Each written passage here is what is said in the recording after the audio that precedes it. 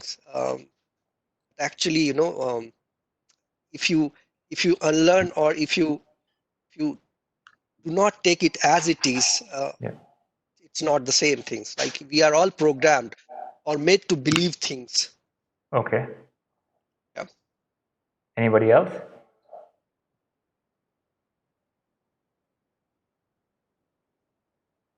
Nobody? Okay. Shall we start then? Okay. So today's session, one second. Doc, can you quickly get my Bhagavad Gita? Doc?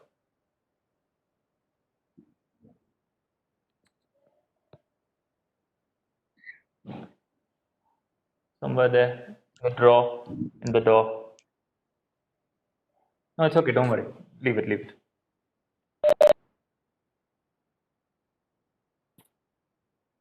Okay. So let me just open up my screen.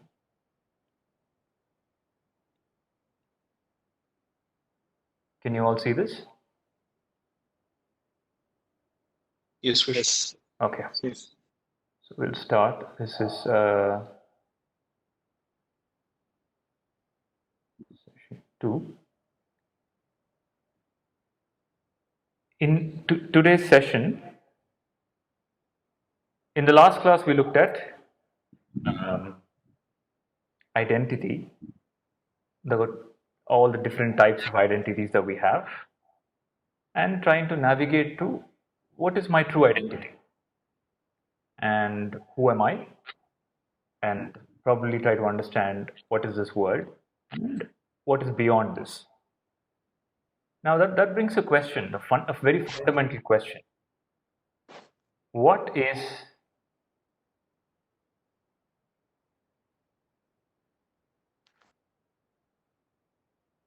reality?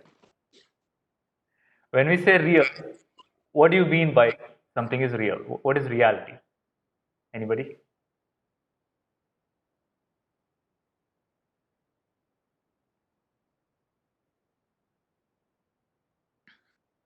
What is real? I think that is something that is beyond what we can perceive, really. What is beyond perception is real? In the sense, like, you may be able to perceive only based on, as you said in the previous session, based on your programming or the level of programming, and then whatever. So what you perceive may not necessarily be the reality, but it may be also. No, forget the previous session. That is gone now. That is over. Right now, we'll talk about right now. Right now in your life, what is real to you? Is all of you are in some room or some enclosed space, correct? Is that real? Okay, whichever follows the laws of physics and time, space and time. Oh, okay. So whichever follows the principles of science is real. Yeah, physics, time and space. Yeah. Physics, time, and space is real. Okay. Anybody else? No, whatever convinces our mind that it is real is real. Whatever convinces my mind is real. If I'm dreaming, okay, at that time, my mind is convinced that that's reality. okay. I go through nightmares and I get scared in my nightmares. When I wake up, hopefully I wake up from a dream, which I thought was reality. Okay. Okay, to another place where I think it's reality because I find that might be real. Okay. It could be like Matrix. It could be like Inception. Probably I could wake up from this session to somewhere else. Okay, fair enough. Very, very good observation. So whatever I feel is real at that particular time, and my mind feels is real, is real. Okay, that's one fair argument. Any other school of thought? Any other definitions? Krishna, what I think, whatever our sensory organs or sensories can recognize something, that is a real thing, that for us at least. Sense input is reality. Yeah. Okay. Anybody else? I think we see, feel, touch is the reality. That is sense input. Okay. Comes under sense input. Any other, apart from the ones that are here, any other definition of reality?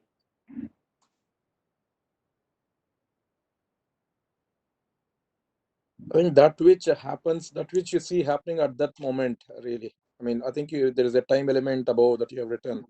But what you see happening at the moment that we are talking now to you, this is reality. So this is real. This is happening now, and we know it's real. Present moment is reality. Okay.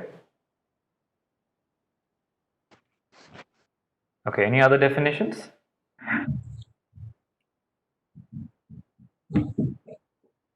Sorry, my earphones keep popping out, so I'm just doing that.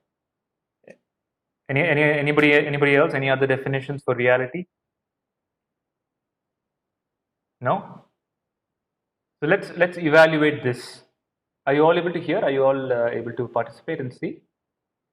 Yes. Yep. Okay. Okay. So let's see science. Science, under which there is physics, and there is principle of time and principle of space. So time and space is not real, is very obvious to us. Very simple example. Lockdown. What has happened in the lockdown?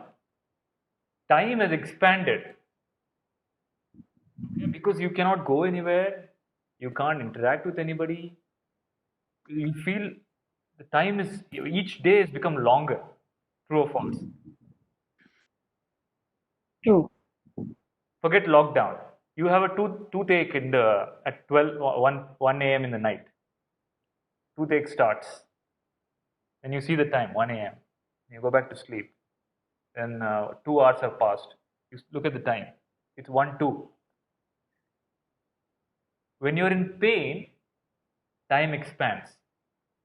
When you're in joy, when you're happy, hanging out with your friends, an entire day passes by, it feels like 1 hour. So time is relative. That's why Einstein said time is very relative. It expands and it contracts. So reality means, the definition of reality, real should be that which does not change.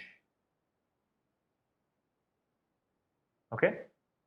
So this brings us to, there is something which is absolutely real. Then there is something relative. So time comes under the check of relative. Time is not absolute reality. Clear? Time is relative. And what does it mean that it's relative? What is the meaning of relative? Relative reality? It's not actually relative reality. Absolute is the only thing that is which we can call as reality. Relative is a dream. So relative is synonymous to the word dream. Any oppositions to this? No, but Disagreement? isn't time absolute? I mean, time is literally absolute. I mean, so you may feel time is going slow, but it's just your feeling, because you're bored to death. That's why time is going slow. But the time is actually going at the same speed as 8.3 billion years ago, or as now, or 5 billion years after now. It's going to be the same. So time isn't that the absolute reality that you can't go back and change time, at least not now, not as of now yet. Okay, You can't.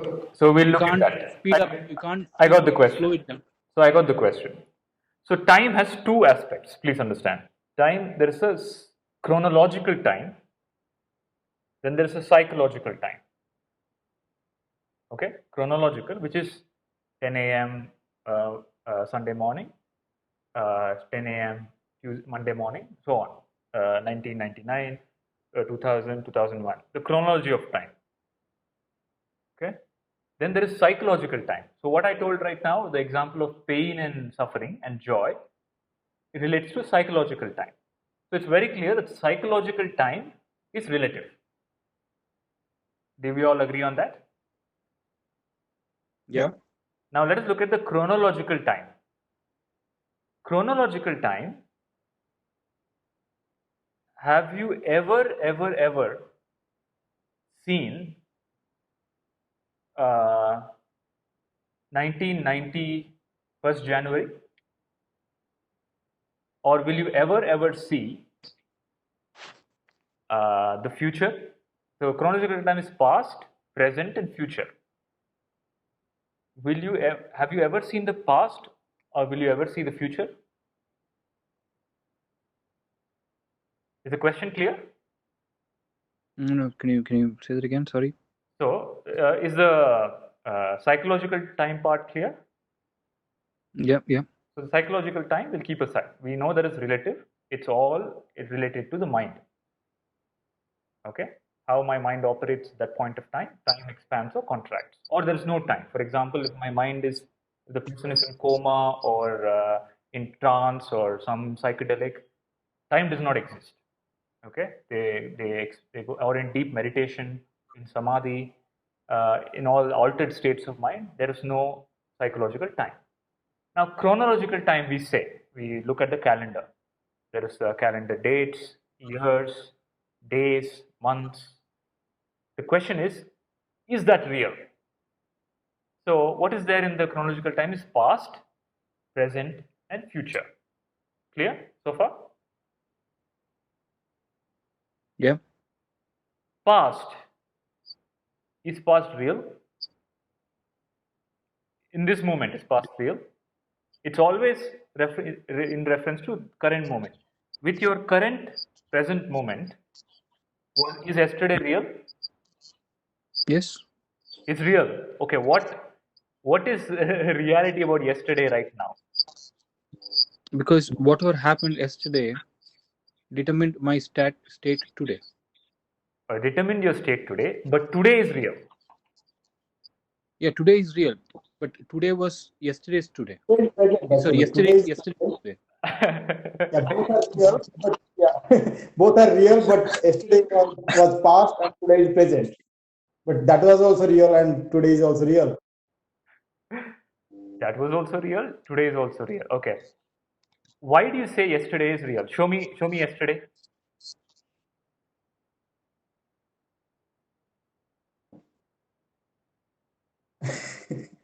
Show me yesterday. No, I can't show you yesterday because I can't travel back in time. Like we discussed, time is, as of now, a one-way construct. It goes forward. There is no going back. So you're asking for a physical impossibility here. So if it's a physical impossibility, it is unreal. Well, in that case, okay, let's look at what is yesterday. So yes, right now, today you have only a memory of yesterday, correct? Yes. Yesterday is just a memory concept. And what is memory? Memory is you have captured a lot of data. Your senses and mind have captured a lot of data. And what they have captured is partial data and corrupted data. And you're telling that is reality. For example, right, this present moment, there's no denying this present moment is not real. You're interacting with me and you have some surrounding. Your child is doing something, your spouse is there, your house is, there's a house layout and everything. And you're experiencing time and space. Your mind is capturing data, images and sound and information. And whatever it's capturing, it's taking like one shot. But can it capture the present moment in its totality? No. And it will capture based on your inhibitions and programming. Okay, so if you are a man, you will capture certain things. You will capture, okay, the video game, the phone, the technology. If you are a woman, it will capture different objects. It will highlight different objects in the memory. Okay, if you're a child, the only memory of the child will be some toys, some colors. Okay, they don't capture. So it's a very biased capturing. Now, can you say, and you will look at that captured data today. I'm looking at that yesterday's captured data. What I ate, what I did, everything. Is this real? Definitely not. Definitely not. From my perspective, like if you compare that one with my mind, then in that case it is not. But if you compare it as a whole, there is a world and many things are happening around, and those things are real. Okay, we'll come to that. If they are real or not, we'll see. So, okay. So let us now, before we go ahead, I'll tell the reference shloka of the Bhagavad Gita that we are going to analyze today, and that this talks about reality. It comes in the second chapter. You can repeat after me. You can go on unmute and repeat if you want, or go on video.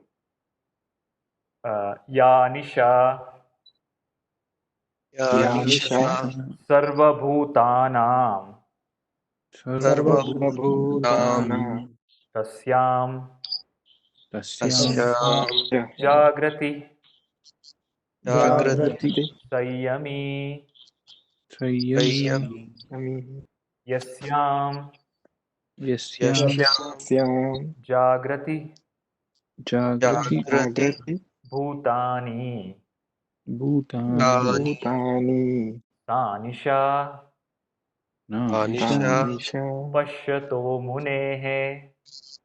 pashyatu munehe. So Sri Krishna tells Yanisha sarva bhutanam, that which is waking, that which is reality for ordinary beings, is night and unreality for the awakened one.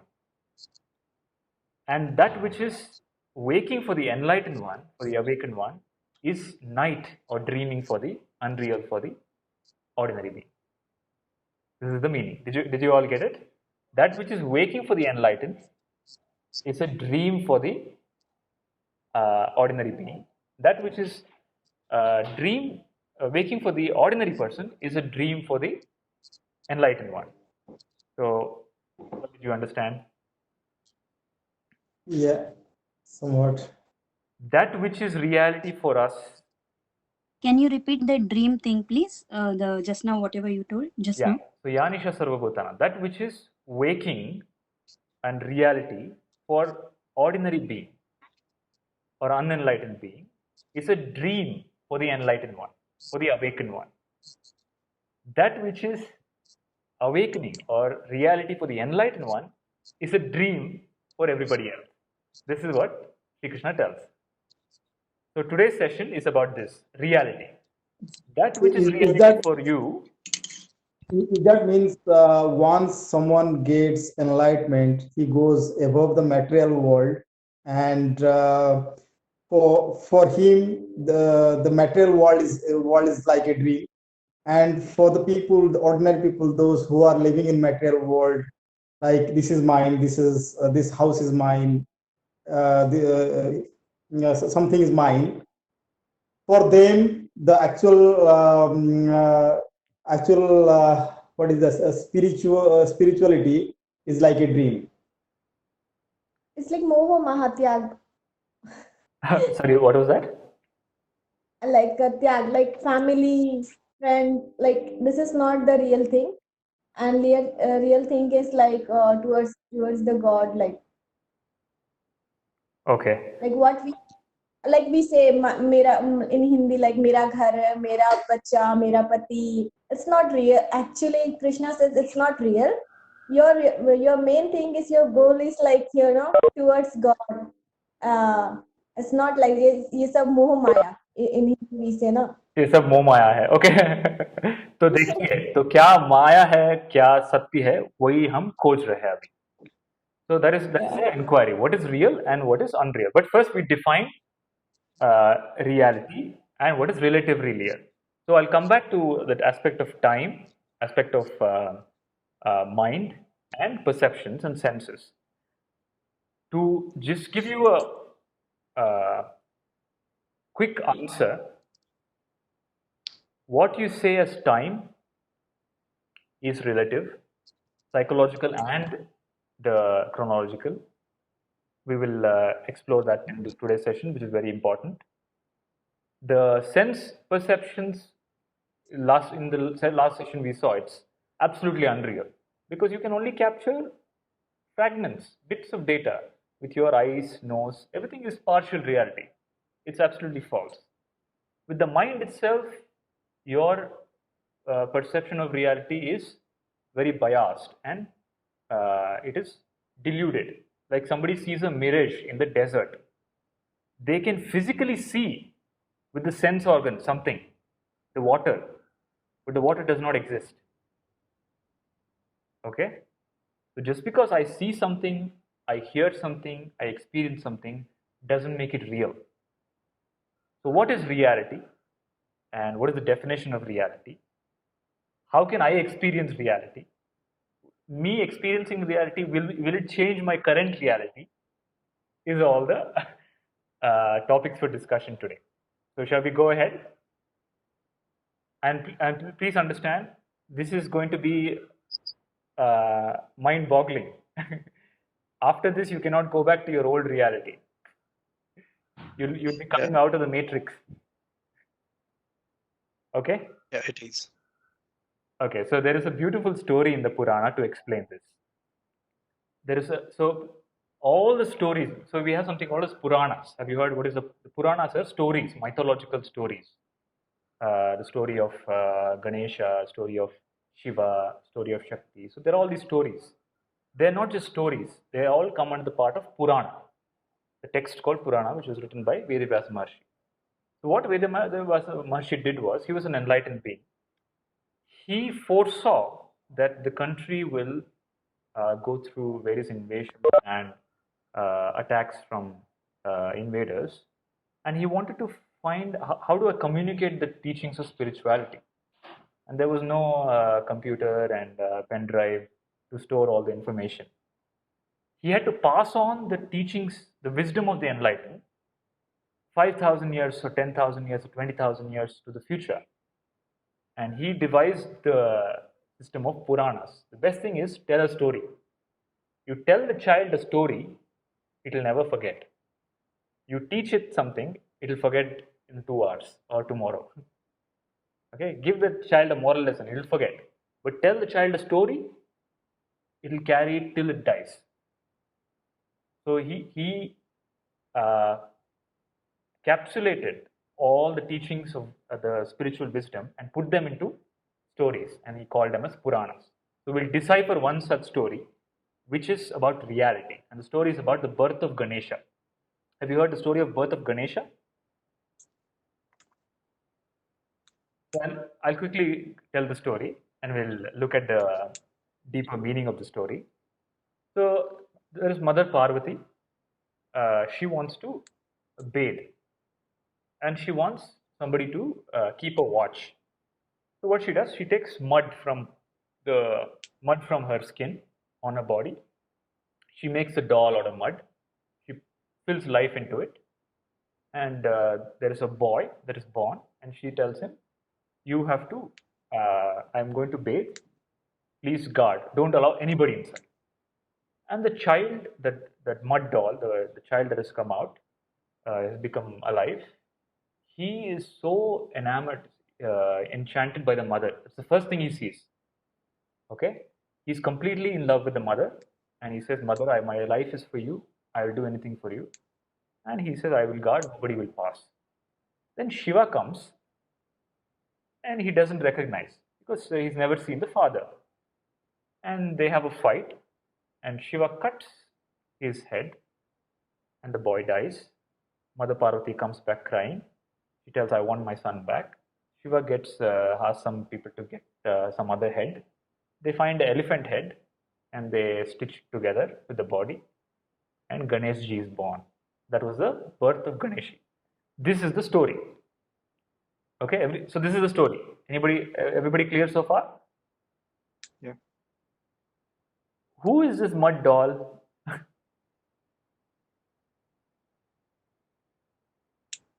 What is this Ganesha? What is this Shiva cutting head and replacing with the elephant head? It's a very weird story. And this Parvati takes out mud and makes a mud doll. Have you ever questioned why? What kind of a weird story people are making? Did not question. So who is this mud doll? Who is made up of mud? I have questioned several times, but nobody has answers. It's all told. It's all God's story, like that. So and it just stops over there. It doesn't continue at all. Nobody knows. So you Maybe are the mud doll. it was the mind state of the Parvati during that time, which shifted into the mud doll. So I'm deciphering it for you. The mud doll is the body made up of mud. Our body is made up of what? Food. Where did the food come from? Whatever you eat is a transformed mud. Okay, the apple came from the tree. The tree converted the earth to apple. All of us are the mud dolls. Okay, Mother Parvati means nature. Mother is Shakti. She is the nature. Parvati means nature. Mud doll is every living being is that child of nature. You think I am the child of my parent. If you are in the womb and the child becomes still, okay, the child dies, can the parent bring back life to that child? Can't. So who is the real mother? It's Mother Parvati. Nature. And she brings the life. And that nature is intelligent, super intelligent. It knows exactly where the nose should come, where the eye should come, where the ear should come. It's the cells, they form the body all by themselves. There's an intelligence that's operating without any human intervention. Okay? That intelligence is Shakti, Mother. That's operating in you right now. You're listening to me, but your heart is beating, your kidney is functioning, your brain is operating. All that is taken care by something which is beyond you. If it suddenly stops, can you by your will change it? So your hand becomes numb. Can you say unnumb hand? Can you do it? So the intelligence is mother, and that mud doll is every human being. Every living being is the mud doll of, is that Ganesha, is that boy. And the boy only knows mother. We only know objects. Okay? We don't know consciousness. We don't know the father, which is Shiva. Shiva always, in Puranas, Shiva always represents pure consciousness, reality, or enlightened master. Okay? So the child in our journey, we are so enamored by the world. We only know the world. Okay? Birth, studies, marriage, old age, the cycle of birth and death, and objects, relationship with the world, objects of the world. Okay? We have no clue about consciousness, that which is operating all of this. So one day, Shiva comes. Shiva means Sadguru, the enlightened master. And who is the real father? And the boy doesn't recognize. Yeah, now, have you observed, of all the gods, Shiva is the weirdest god. Okay?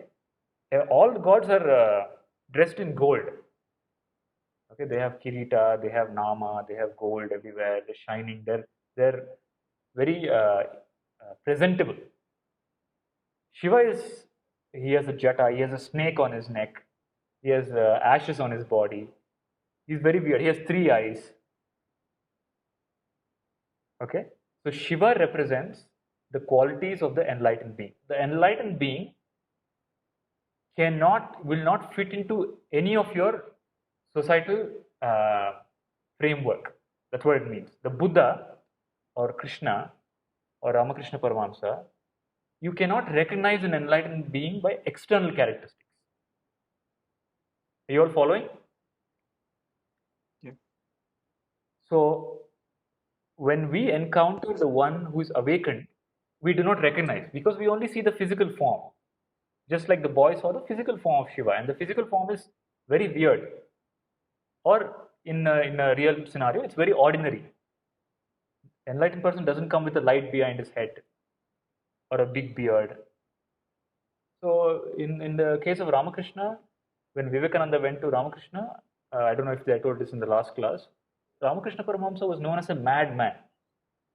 Okay, people were calling him mad in his village. And there is no way that people think this person is God, self-realized.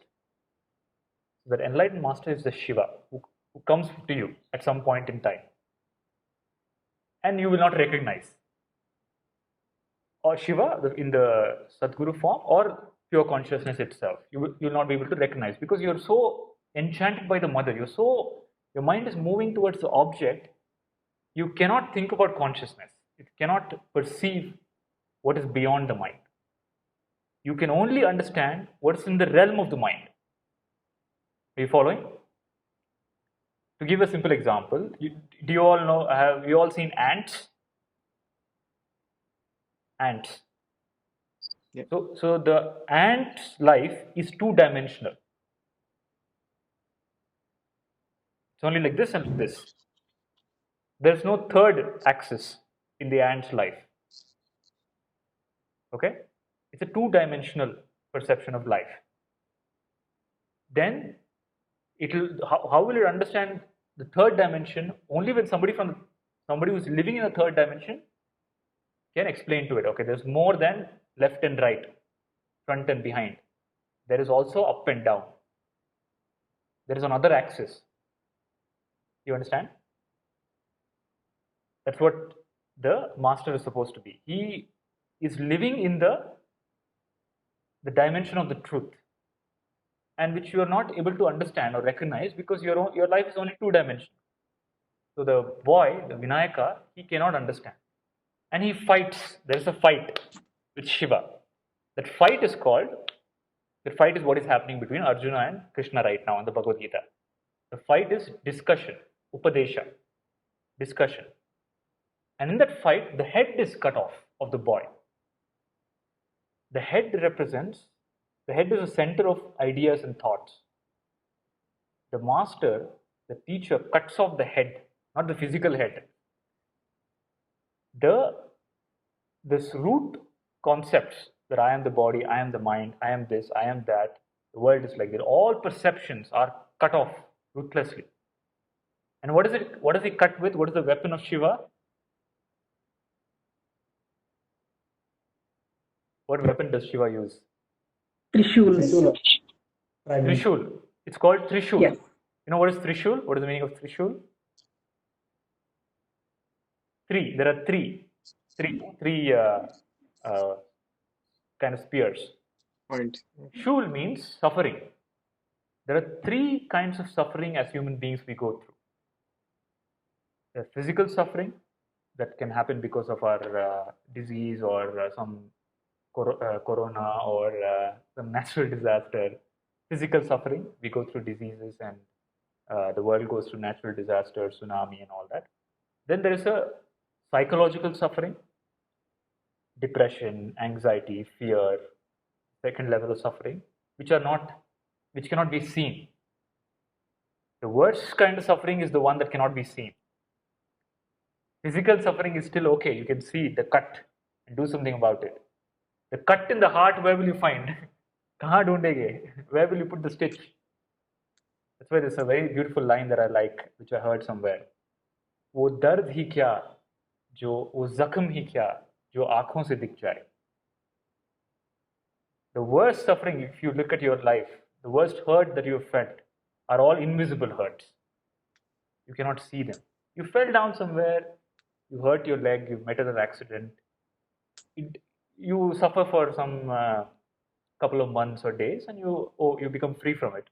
But the psychological hurt will last with you till the day you die, and probably the afterlife also. Okay, so there is physical, psychological and spiritual. The spiritual suffering is called as avidya, lack of self-knowledge. I don't know who I am. That is the biggest suffering. So the Guru cuts all these three. The Shiva ends this suffering with Trishul. The Trishul has a pole. That pole is called Gnana, wisdom. The tool that is used to destroy ignorance is called wisdom. That's why it's called, we started the session with Guru Brahma, Guru Vishnu. You know what is the meaning of Guru? Teacher. No, Guru does not mean teacher. Guru means the one who destroys. That's a literal Sanskrit translation. Guru, one who destroys. He's not doing any constructive activity. Guru's job, Guru is a very destructive person. Shiva is very destructive. Destroy everything. Okay? That's why Shiva is representation of Guru. He destroys the ignorance. And that is the head. Cuts off the head. And they bring the elephant head. Of all the heads that they could have got, they get an elephant head. Why elephant head? The elephant has... Because it is big. Yeah, the elephant has big ears. As the north. Huh? As per the story. Sorry? As per the story, the elephant was sleeping facing towards the north. Facing towards the north. Okay. So the elephant head represents the enlightenment. Ganesha's story is a story of awakening. And it talks about the journey of awakening. The elephant has big ears. So the enlightened one, this is the quality of the enlightened one, ability to hear the other. Otherwise, you're always hearing about your own self. The sound that is constantly going on in your mind is I. Whatever you say, there is an I in it. Did I get cut off? 1 second. Yeah. Can you all hear me? Yeah. Oh, yeah. Okay. The hearing is the enlightened hearing. The eyes are very subtle, small. Okay. The eyes are able to discriminate what is reality and what is unreality. Okay. The elephant's eye. The elephant's head represents the enlightened, awakened state. So Ganesha, after his Vinayaka, after his head is cut off, he becomes Ganesha, the master. Gana Isha. Isha means master, the master of the senses, the enlightened one. He is now able to see Shiva, recognize Shiva as reality. His reality was only Mother Parvati. Now his reality has become consciousness. This is the meaning of the story. Any doubts in this meaning of the story? Prasad, sir? No, that was very clear. Absolutely clear. Here. This is the journey of enlightenment. Okay? So how does it relate to the shloka and topic that we're taking? Reality. What is the reality for us right now? Mother, nature, objects. Whatever we see, we think is real. Whatever you see is constantly changing, including your own body. The body you had yesterday and the body that you have today, are they the same? No. Millions of cells. Biologists say in 8 years, every single cell of your body is changed. So every 8 to 10 years, you're getting a new body. It might look the same, but fundamentally, it's completely different. You understand? The body is constantly changing. The mind is very clear. Morning you have one mind, afternoon you have one mind, evening you have one. Every second it keeps changing. Okay? So everything in nature is constantly changing and moving. And how can that be real?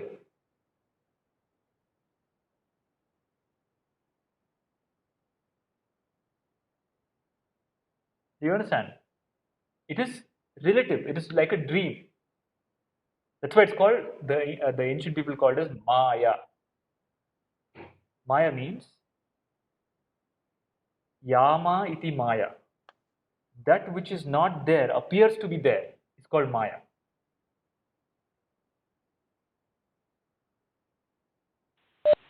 What happened? What about alternative reality? Hello? Can you hear me? Yeah. Yeah. So far, is this clear? What about alternate reality?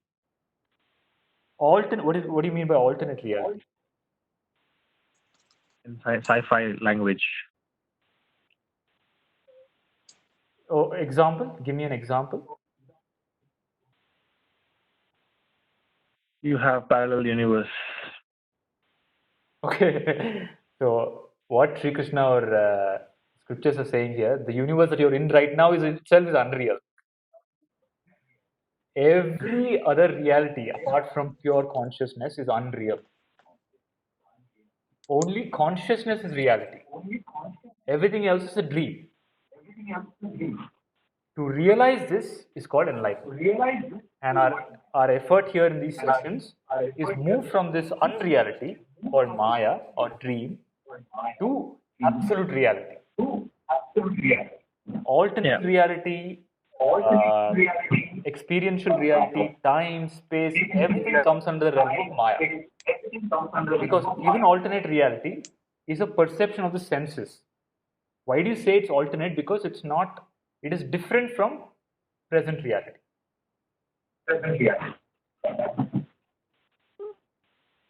I cannot see any face, so I can't judge whether it is a question mark or a clarity. Can you all go on video, please? The people who are not on video. There is some echo also on the line. Yes, you can hear 2 times from you. Maybe in the same room, two connections are Yeah, somebody has 2 connections in the same room.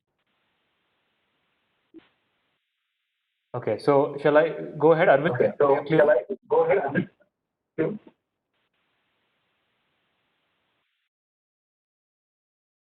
Yeah. Is clear so far? Yeah. A story of Ganesha I think understood? there is echo again. 1 second. It's still the same. Doc, are you on? Mohan, can you go on mute? Yeah. Is there echo now? No. Okay, so I think Mohan was the culprit. Okay. So what is reality? Sat. It's called Sat. Satya kya hai? That is our inquiry. And why we are inquiring it is because what we are perceiving, what you feel, what you think is real is actually a dream. And in the dream, you are experiencing so many things, all of which seem very real while you're dreaming. For example, last night you had a nightmare, a tiger was chasing you. When the tiger was chasing you, you ran. You never said, oh, that's a dream tiger. You ran. You felt the palpitation. You felt the anxiety. You felt the blood pressure. When you wake up from it, you say, it's a dream. Correct? So when you move to reality, what happens to the dream part? It's not real anymore. It's not reality. And whatever happened in the dream part, does it affect you? Not mostly, but then I might be a little bit disturbed.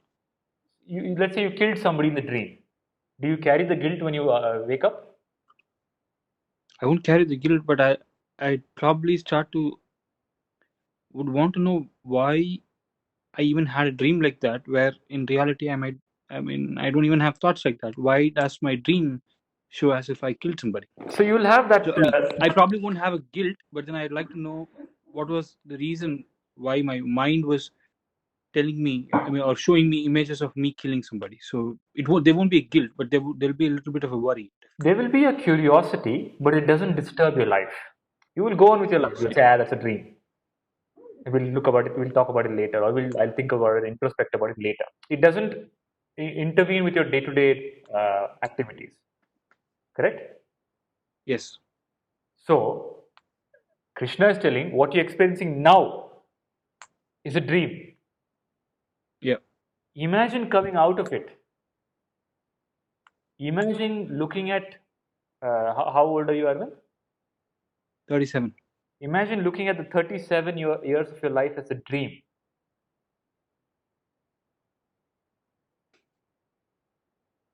Does that change life today?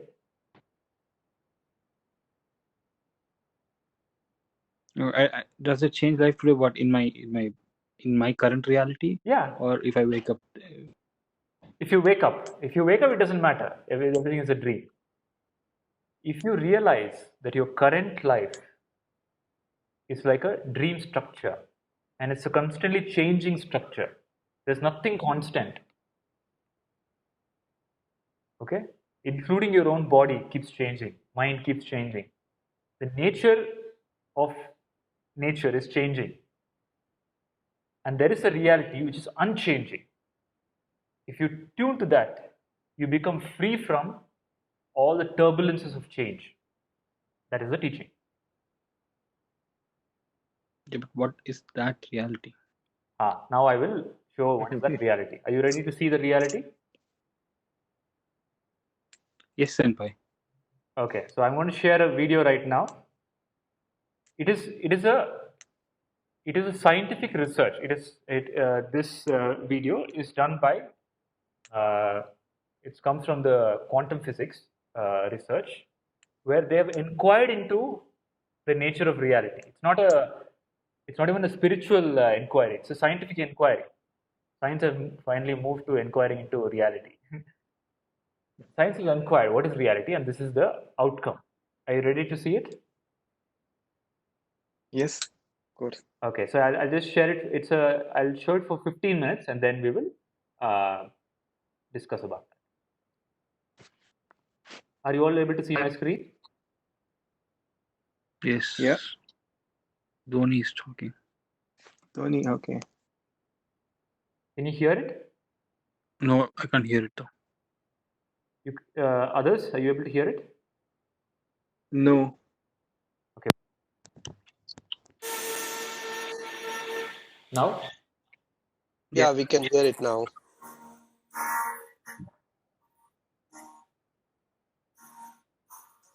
Man is conditioned right from the beginning of his life that the world he lives in has an absolute material reality. So he grows up under the effect of this condition. Are you able to hear? Shall I continue? No, the voice is actually so, it is Very lagging. unclear. Yeah. Sorry? So jarring. The voice is so jarring actually. Oh, it's Yeah. okay. One second. So I'll tell you what. I will copy paste the link in the chat. Yeah, that should be good. All of you watch it while you can go on mute and watch it for 15 minutes and come back exactly in 15 minutes. 1 second. Okay. Sure. Chat. Okay. Did you all get the link? Yeah. Okay. Start. I will talk to you in 15 minutes. Reality.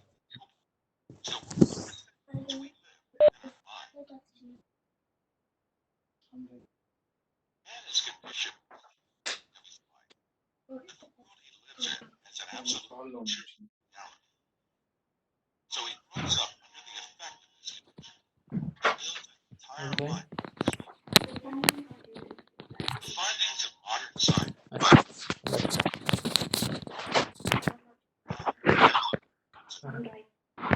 Yeah. Yeah. Good. I'll do it. Yeah. Yeah. All the information we have about the external world is conveyed to us by our five senses.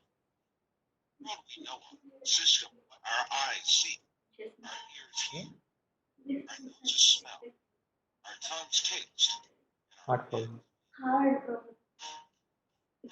Yeah. man is dependent Give me water. on those five senses since birth. That is why he knows the external world only the way it is presented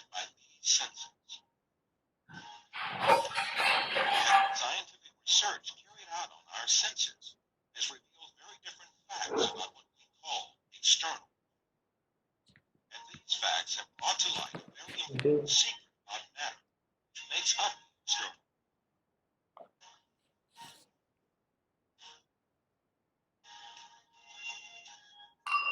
Contemporary thinker Frederick Bester explains the point that science has reached on this subject.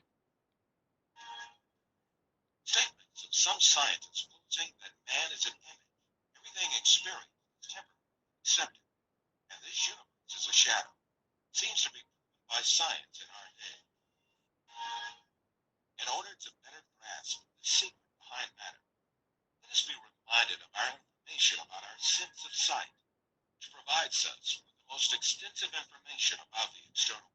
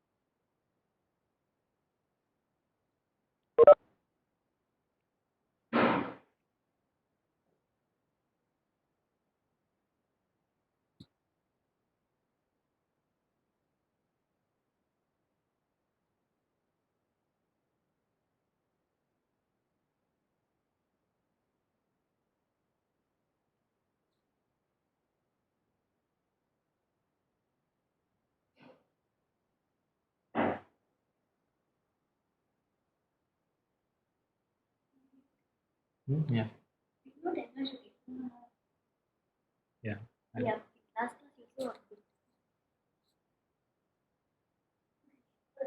Bye.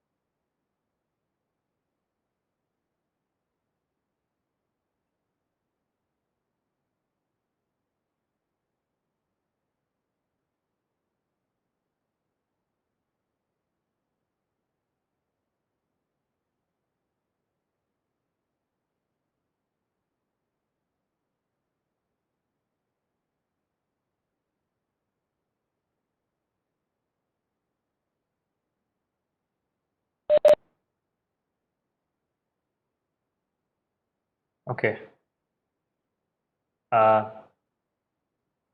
Is everybody has everybody crossed the part of the brain? Hello?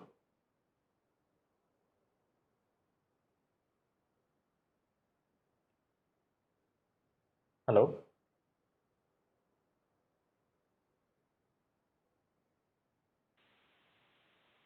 Yeah, Krishna. Yeah, is everybody done? No, not yet. Okay. It's still going on. Okay. 7 minutes through the video. 7 minutes. Okay. Okay.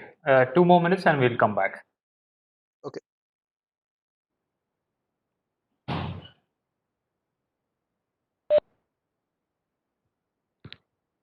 This is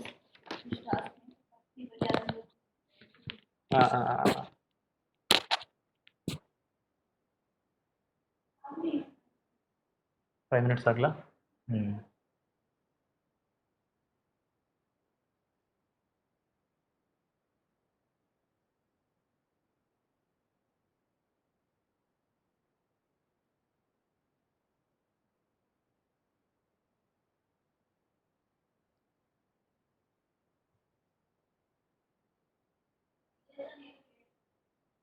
Yeah.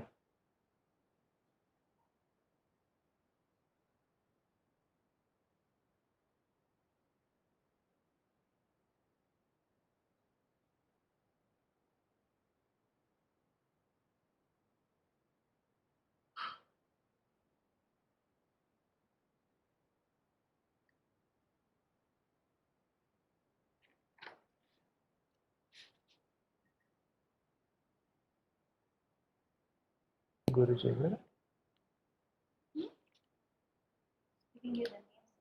So this session should have been. I'm not getting a great show. It's just like I'm talking to a screen. Yeah. Tell that.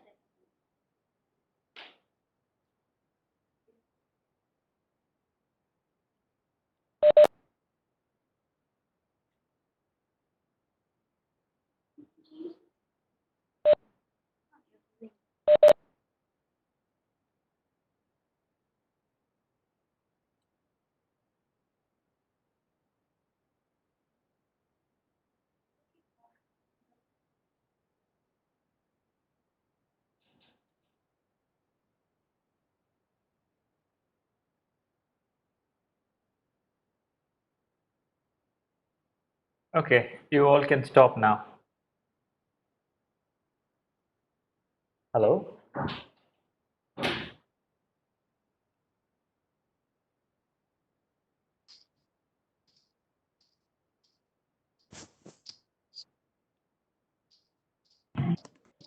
Okay. Did you all at least complete around 8 minutes of the video? Yes. Okay, great. Is everybody back? Yeah, it's 9 minutes. 9 minutes. Very good. Enough. That was the crux. Everybody back? Can I see everybody?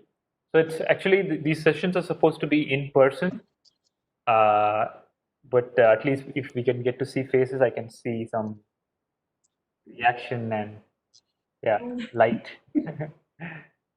Okay. So where is the world? Did you come to that part in the video? Yeah. Where is the world? It's in our head. It's not even in the head. It's in 1 square meter. Yeah. Back of the brain. It's in the 1 square meter at the back of your head. Yeah. If that is somebody hits there, no word for you. Okay? And imbalances in that part, you will start seeing something else. So people start seeing called paranoid schizophrenia, where they start seeing things that are not there. You must have seen in movies. Yeah. People Yeah. talking to something that, so not that for that person that he or she can see the other thing that they're interacting with, as you can see the other person in your room right now. Okay? So what you say as reality and your life is 1 square meter in your head. One square centimeter. centimeter. One square, not meter, sorry, inch, 1 square inch. Okay. Yeah. In the back of your head.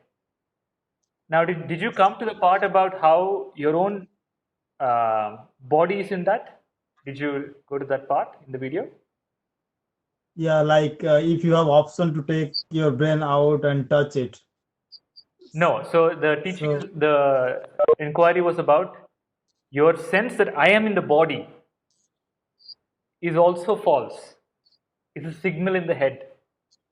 The body is not, you are not in the body. Body is in you. So this is what we will explore right now. So can we start the exploration? Is everybody back first of all? Is everybody here? Yes, no? Yes. Yes. Okay. And did everybody watch the video up to around 8 minutes? Yes, no? Yes. No. No. Who said no? Me. Jyoti. Jyoti ji. Okay. How many minutes did you complete, Jyoti ji? I think last 2 minutes I looked. 2 minutes. Okay, that's fine. You would have, but you have understood. You have covered the part where they tell that everything is here. You saw that part. Okay, that's the important part. Okay, Mohan. Alternate reality is also a perception in this part. Every reality that you experience is just is a fragmented reality, partial reality, and interpreted reality. You interpret it based on movements of the brain. Maybe It's echo. Okay. So Mohan, maybe you can check Vijeta's phone. No, they use TV actually. Maybe it is connected both sides in both phones. that's okay. So we'll continue. We'll figure that out. Okay. Shall we start now? Shall we continue now? Yes. Okay. So what you saw is about matter. The video was talking about how right now our life is matter. Matter includes my body, the world, my job, my spouse, my children, objects in my house, my vehicle, car, aeroplane, places, everything is all matter. Clear? Matter is an appearance in consciousness. So there is matter, then there is reality. And this reality is what is called as Sat, Chit, Ananda. So what is reality? Sat, it is truth. Truth. It is Chit, it is consciousness. It is Ananda, it is of the nature of bliss, eternal bliss. And this Satchitananda is unchanging. Okay? Clear so far? No answer. Yeah. Yes. Yeah. So, but before we go into this reality, this is called absolute reality. This is called relative, also called as Maya or dream. Okay? Now, what you currently experience is this. And where do you experience it? You experience it in, this is your head, this portion of your head. Right? I think some people are, is everybody here? I see some leaving and joining, and did somebody need to get disconnected? Can I continue? Yeah, we can hear you. Sure. Okay. Arvind, are you here? Arvind, Pratik, Jyoti, Tanvi, everybody here? Yeah, I'm here, Pratik. Yeah. Okay. Prasad sir? Yes. Krishna, did the session went on? Because I was watching that video, I could not get any alert or something. Okay, yeah, we continued actually. So I was just explaining about the video. You can come back now. You don't need to watch the video. So Okay. we were seeing that what we saw in the video was how matter is only a perception, is electrical signals, and those signals are interpreted by your mind, including your sense of time and space. It's a signal in your head, meaning not even a signal, it's a interpretation of a signal. Okay, was that clear through that video? Whatever you experience is an interpretation done by your mind, and that interpretation, how far is it true?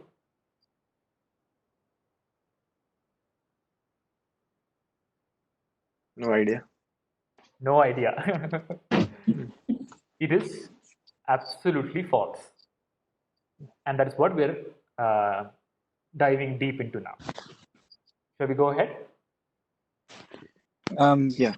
Any Hi, questions? can you repeat the last question? I was just getting back here. I was what was the last question you asked?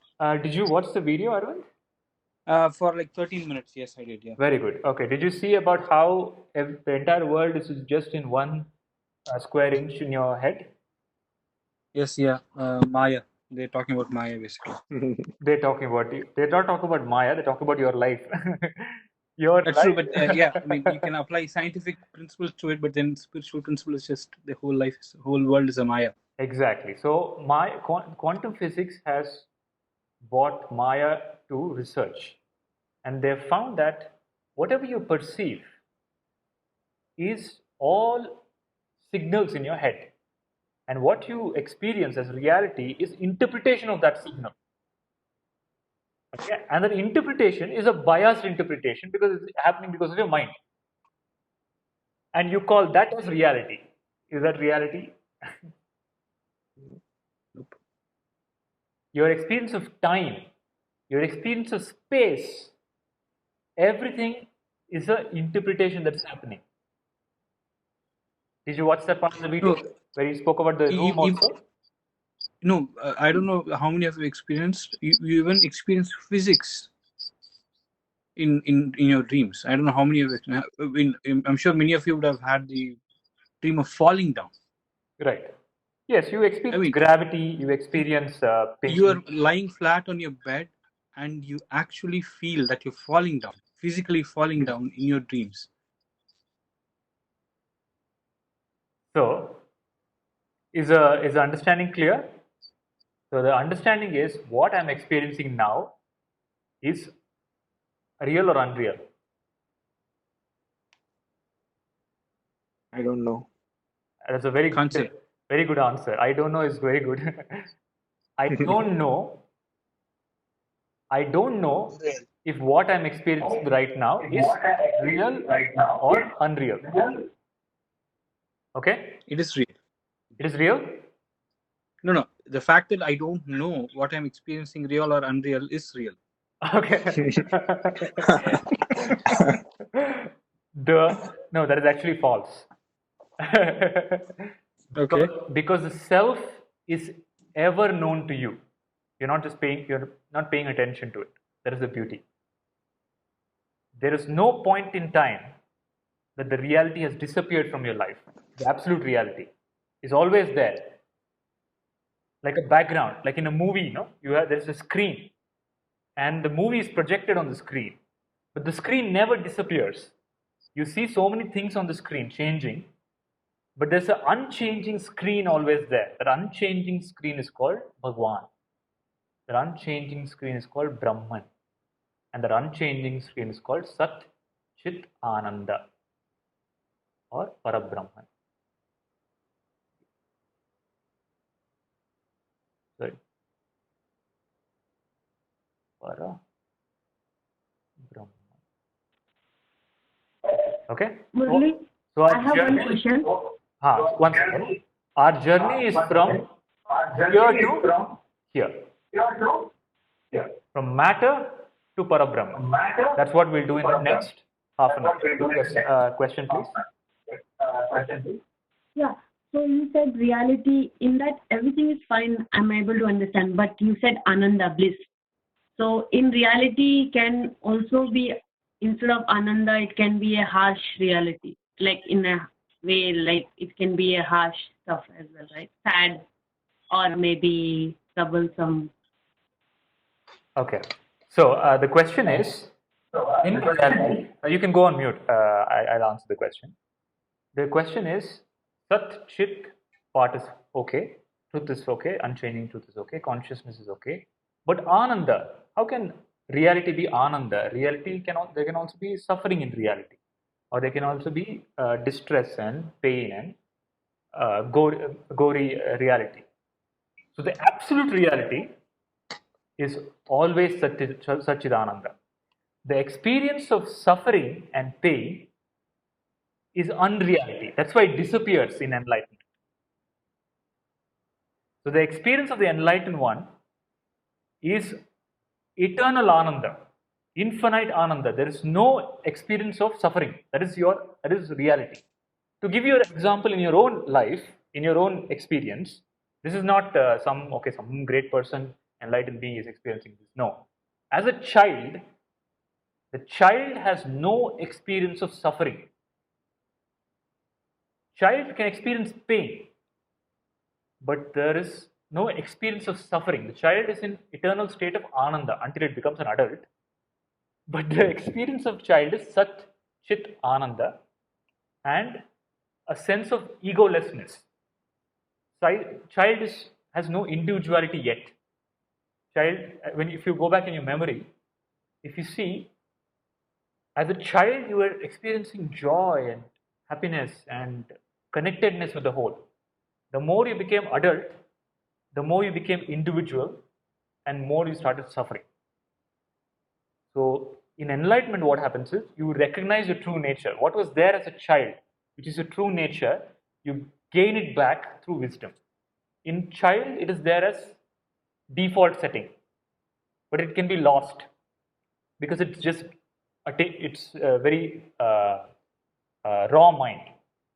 But to gain it back, to gain the experience of Satchitananda as an adult is called as enlightenment. And in enlightenment there is no suffering. In your reality, you will, in absolute reality, the individual becomes free from all suffering. Suffering is relative reality. That's the whole point of spirituality, to become free from the relative. Is the answer clear, Vijeta?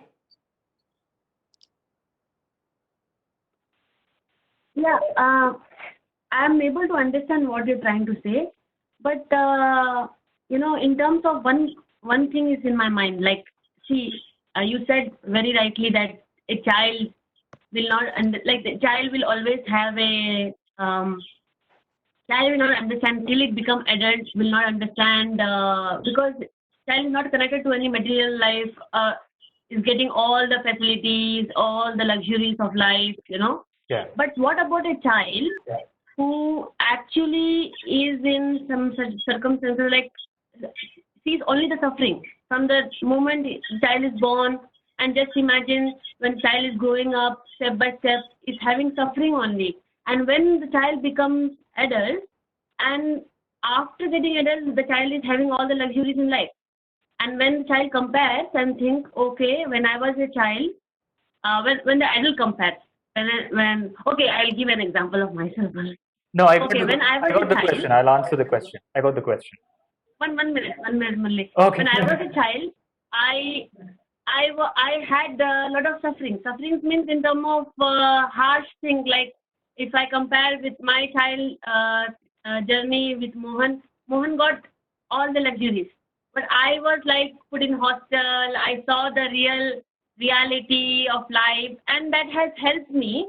But when I see my adult life, I see that in my adult life I have got all the luxuries. So in that comparison, how does this sit? This thing? Okay. Does that material thing is the actual bliss? Yeah. Okay. So we are confusing the childhood, the initial days of the first 4 years with the childhood of being young and being in school and all that. I'm talking about when the baby, when there is no sense of, for the baby, if you see when the baby starts speaking, the baby says baby needs food.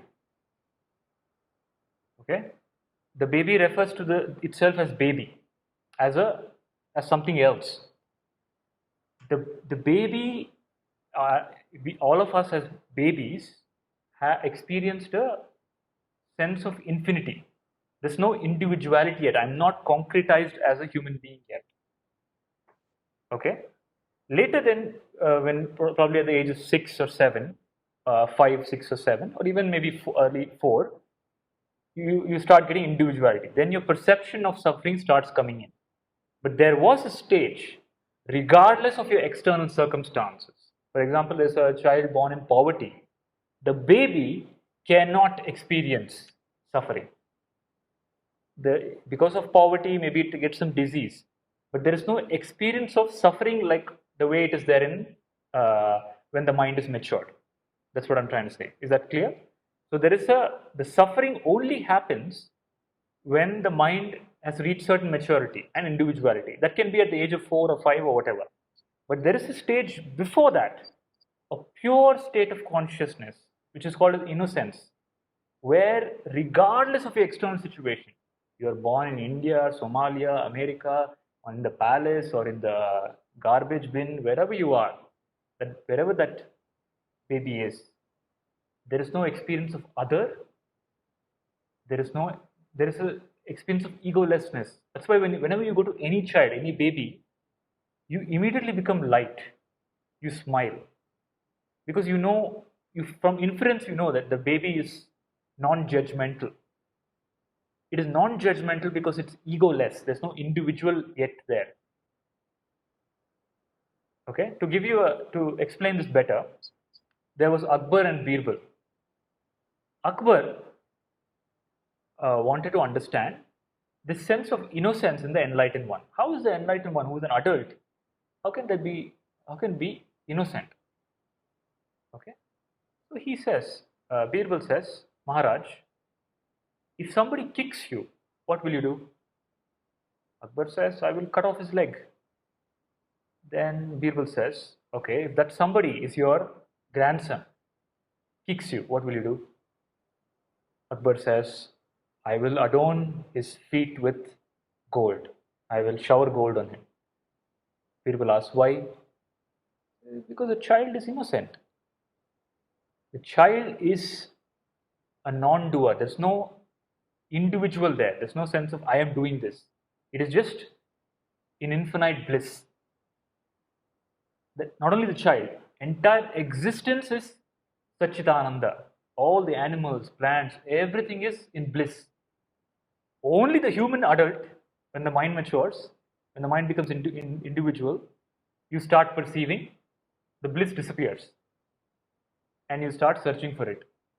What you had originally effortlessly as a child, as a baby, you start searching to attain it. So if you look at the moment of your life, it's always to catch some happiness which you have lost, which you had as a child. So that's why a child, you give it anything, any stupid thing, it finds immense bliss in it. It plays. If the child creates something, if it puts something together, it finds great joy. For it, it's a masterpiece. You might find, okay, that my child is drawing some garbage on the paper. It's some bad, shabby drawing. But for the child, it's some great, it's a masterpiece. It's Rembrandt. That's because the child is non-judgmental. That's what I'm talking about. Not when the mind is matured, before that stage. Even in your case, Vijeta, even before when you went through that suffering, you would have crossed through a stage of innocence, where regardless of your external situation, even if you're boarding school or in somebody else's house or in prison for that matter, you are free. For example, take a baby and put it in prison, in jail. Does it affect the baby? Does it affect the bliss of the baby? Take a 1-year-old baby, put it in jail. Will the baby experience imprisonment? Anybody? No, unless there is no external pain involved, I think the child would grow. I mean, at least for the first few years. No, even if you beat the child in the that's a very harsh thing to say, but No, even that's if, what I'm saying. No, only at that time there is a little bit of suffering and pain, but then the child would bounce back to its bliss. No. Please Regardless of understand the where the difference between suffering and pain. Did I tell the difference between pain and suffering in the last session? Yes, yeah, you did, yeah. So what is pain? Pain is momentary experience of discomfort. Okay? Suffering is your attachment to that pain. Like somebody yells at you, there is a psychological hurt, but you carry it for the rest of your life, is suffering. A child, a baby, is incapable of suffering. It cannot experience suffering. It can experience pain, but it cannot experience suffering. So in enlightenment, once you reach reality, you will become incapable of suffering. The body will experience pain. For example, Buddha, when he died, he ate poisonous food. The body experienced pain, but Buddha never suffered. Oh, somebody gave me poison food. There's no suffering. Are you able to understand the distinction between pain and suffering? Yes, yeah. Yes. So, Vijita, is it and clear? Krishna, Yeah. there's also one more other view from my side, because the course of life that we followed, even though it is difficult, we may not feel I have suffered. But the similar case, if we compare with another person, he might think, okay, so if I was in such a place or such a situation, or if I'm there in some Somalia or somewhere, so I wouldn't have happy. But the person who actually been in that position might not feel that he suffered. That's what I feel sometimes. Right. So what I'm trying to say is the teaching, the clarity that we need to arrive at is reality. Sat Chit Ananda. It's a state of no suffering. It's a state of truth, Sat. It's a state of pure consciousness and also only perception of consciousness. Chit means whatever is perceived also is Chit. Right now, what you perceive is Chitta. So it's called as Chitta. There's Chit and just want to start a new page. So don't worry about the trail of thought. Everything is recorded here, and we'll come back to it as and when we go. I'm just Vijay, I have not completed your question. I'll come back to it. I'm continuing it rather, not come back. I'm on it now. So there is Chit and Chitta. Have you heard the word called Chitta? Yeah. Chitta means Consciousness. no. Chitta means mind, memory, mind and memory. Consciousness. No, Chit means consciousness. Okay, chit, conscious. So right now you're in the state of Chitta. Whatever you perceive is object and experiences. In the reality is Chit. It's pure consciousness, what is also called as God. And whatever is perceived also is Chitta. Sorry, is Chit. Okay? So in the child, that's why we say child is like a God. Have you heard this saying? Child is like a God. Child is like a God because the Chitta has not formed yet. Sure. The judgment is not formed. The thought patterns have not formed. The child is completely open. Whatever you put into the mouth, the child will eat. It never questions if it's poison or good food or bad food. Okay, you can give the child anything, it will take it in. Okay, anybody comes to the child smiles, the child plays. The child is completely open. because the child is not individual, and the child is in a state of connectedness with the universe. It doesn't feel a sense of separation, that I am this and there is something else. So there's no fear yet. You understand? There's no fear that we have, that, oh my God, I have a competitor. The jobs are only this much. I have to make myself better. There are only these many groceries. I have to take the first lot. No, there's a stress and competition. The child is free from all that. That's because the child is still operating in chit. It's in chit. Then it moves to chitta. Maybe at the age of 4 or 5. And from 4 or 5, what happens is programming. All programming starts till the age of 16, 17, so on. Is this part clear? Can I close this topic? Vijayta, is this clear?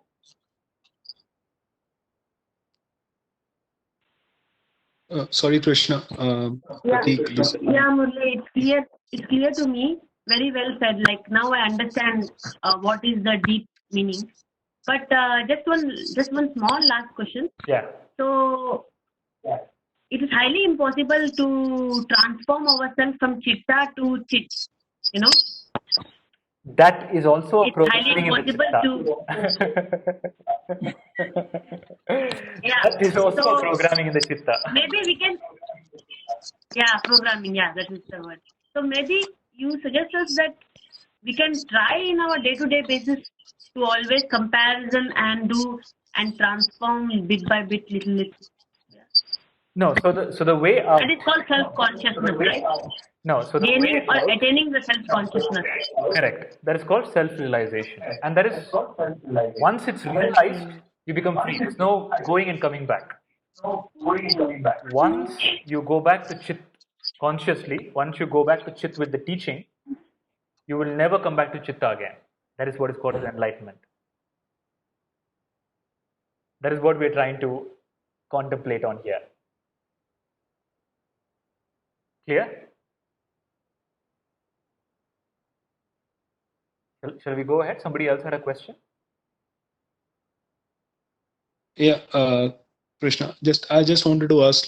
So, in the video we saw that the mind receive. It's the electrical signals in the mind which we receive. Yeah. So the signals which we receive is the reality, right? The interpretation of the signals is not real. That's what you're saying, right? But the signals are real. I am saying the signal and the interpretation both are unreal. Oh, the one who is becoming aware of it is the only reality. That knower doesn't change. The signal changes, the interpretation changes, but the knower of both doesn't change. That knower is Sachitananda. And the knower is the same in you, same in me, same everywhere. Okay, so let's know the knower. Okay. Okay, so I'll elaborate on that, so you'll get that now. So I'll come back to the thread of matter and reality. Is it boring? No. Are you able to follow everybody? Shall I continue? Yes, please. Yeah. Yes. Or should I tell a story? No. That is also good. Okay, To so remember. I'll tell you the story of science. So where are we and where are we going? So matter, what is science? Science is an inquiry into matter. Okay? So the scientists are trying to uncover various material reality. That's what is called science. And what does science start with? Anybody know? What do all scientific research start with?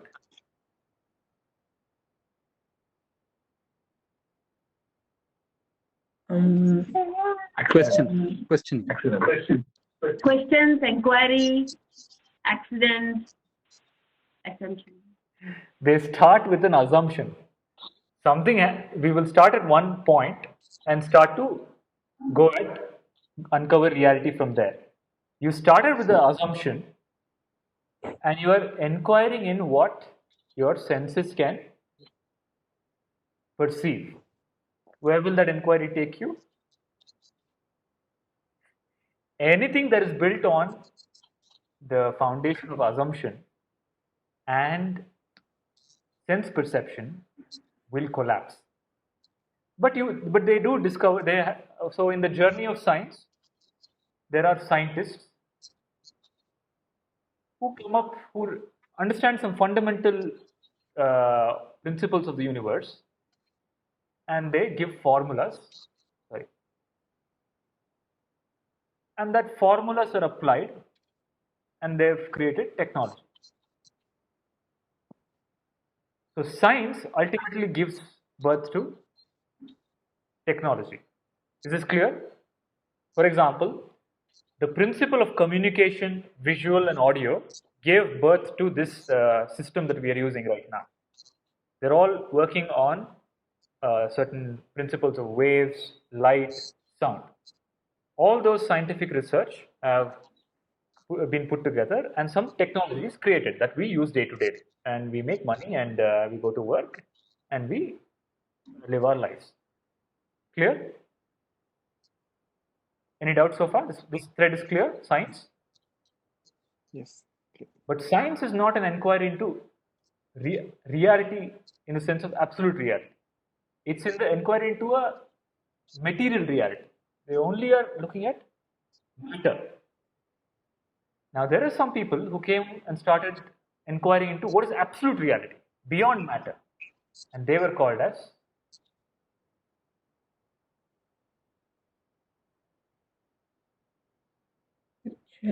spirituality. Okay? And they're called as seers. Like how you have scientists in science, you have seers in spirituality. The seer is the one who realizes that reality, the truth.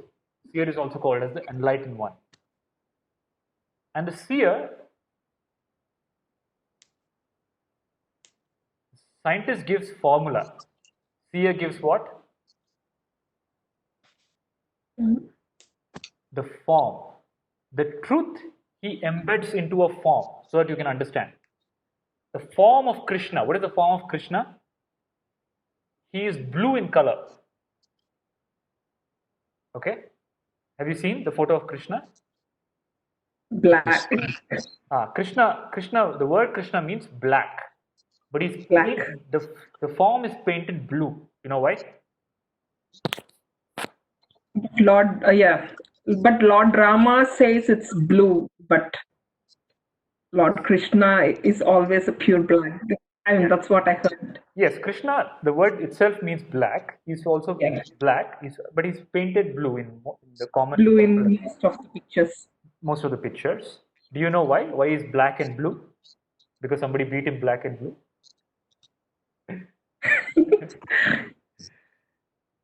The absolute reality is like the sky. The sky is blue. Blue. Okay. And where is the beginning and end to the sky? No one knows. To represent the beginningless and endlessness of Bhagwan, or pure consciousness, a form is created with the color blue. So all the deities that we have in Sanatana Dharma are all coded messages, are all deep insights of the seer embedded in the form. Understand? Are you understanding so far? So everything, I just deciphered Ganesha's form for you. And I gave you an example of Krishna's form. So all those forms are enlightened teaching. It's not a form that we're worshipping. The form is pointing to the formless. The form is a way to the beyond. You understand? Yeah. Okay. So the form is pointing to the formless reality. absolute reality, which is Sat, Chit, Ananda. So now let us understand what is this Satchitananda? What is absolutely real? All of us are.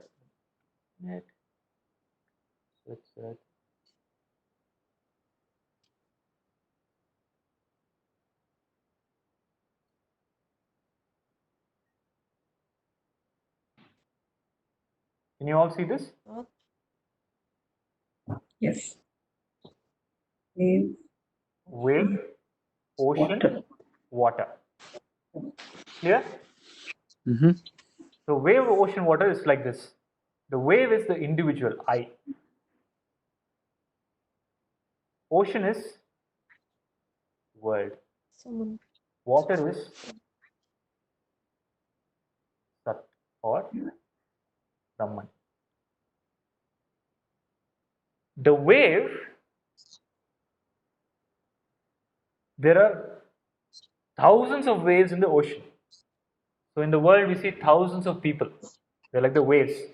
And some wave is big, some wave is rich, some wave is poor, some wave is beautiful, some wave is ugly, some wave is intelligent, some wave is dumb, some wave is right, some wave is left.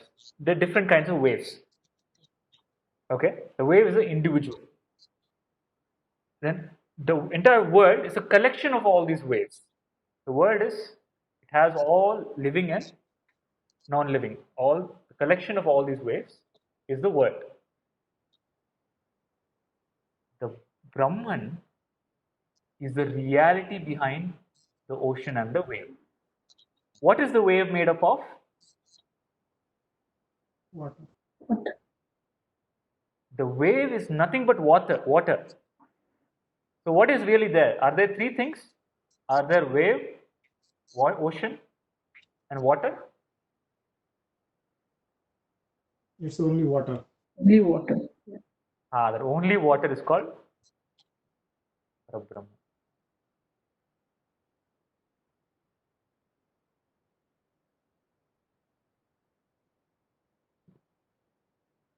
Only water is called Bhagwan. Only water is reality. Now the wave perceives another wave. Is it true? What is the wave actually seeing when it sees another wave? Wave and ocean. It is seeing a wave and ocean. But what is it really? Really is water. So whatever you're experiencing, what is it really?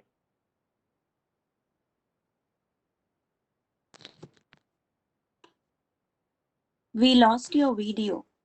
Oh, you lost my video? Can you see me now? Oh, sorry. Yeah. So there is wave, ocean, and water. What is the reality? Water. Water is the only reality. Water appears as wave. Water appears as ocean. Brahman appears as world. Brahman appears as you. Brahman appears as me. But what is really there? Brahman. Brahman alone. Pure consciousness alone. That is, Brahman is called Satchidananda. What is really there is only water. Your perception of anything else is only an imagination of your mind. To become free from that imagination is called Atma Darshana, enlightenment. One vision, one time you see everything as water, you will not again be able to see the wave and the ocean. Is it making sense or is it too much? Makes The sense. last sentence I did not understand. So Once you see it as water, okay, why once we the cannot see wave? once the wave sees itself as water, and the wave sees, oh, that is also water. Okay, can it ever go back to thinking that other thing is wave? Mhm. Water alone is the reality, and that water is called Satchidananda Parabrahman. You can call it with any name, God, whatever. But it's It's called Chit Ananda because that is your true nature. It's Sat. It is eternal. Whatever changes, the consciousness doesn't change. Even if you go to dream, deep sleep, even if the world dissolves, anything changes, death happens, the consciousness doesn't change. Chit, it is always of the nature of knowing. It is awareness. Then it is Ananda. It is of the nature of bliss. When we say it means you are also. And the teaching of the Bhagavad Gita is Tattvamasi, water, that Parabrahman, Tat, Tvamasi. You are that water.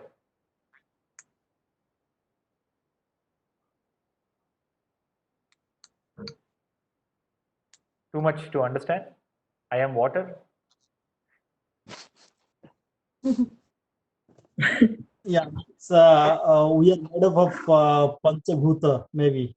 He's referring to No. five Elements. but Yeah. Yes, what is the question? yeah, no, it's not a question. I'm just trying to clarify my understanding. Okay. That are you talking about when you say you are the water? So are you referring to like we are made up of Panchabhuta, like No. different matters? No. So when I say you are the water refers to pure consciousness. Okay? You, the jiva, the individual, you feel that I am the body. And the body is made up of panchabhutas, 5 elements. And we already saw in the video what the body is made up of. Body is nothing but an electrical signal in your head. Yeah. Nothing is there. Only signals are there. Okay, and those electrical signals are interpreted as panchabhutas. The panchabhutas are not real. Yeah. Okay. Okay, they appear in consciousness, in your consciousness. What is real is only water. In water, the ocean appears, the wave appears. The wave thinks the wave doesn't know the water. The wave thinks I am real. The other wave is real. There are other waves. So many waves are there. How many waves are there? How many people are there in the world? As many. More than 6 billion. More than 6 7 billion. 7 billion. From the perspective of water, how many waves are there? How many people are there? Uncountable. How to count waves? The wave is nothing but water. Nobody is there apart from your consciousness. Apart from Brahman, nothing exists. That's why Shankaracharya told Brahma Satya Jagat Mithya. Bhagwan is the only reality. If you are perceiving something else, then you are dreaming. And that's what Sri Krishna Bhagwan is telling in this shloka. Ya nisha sarva bhutana. The awakened one, for the awakened one who has realized water, he only sees water. That is the day. But that water is a unreality for you. What is reality for him is unreality for you. And what is reality for you is an unreality for him. What is reality for you is matter, and God is unreal. For the enlightened one, God is real, matter is unreal. Yes.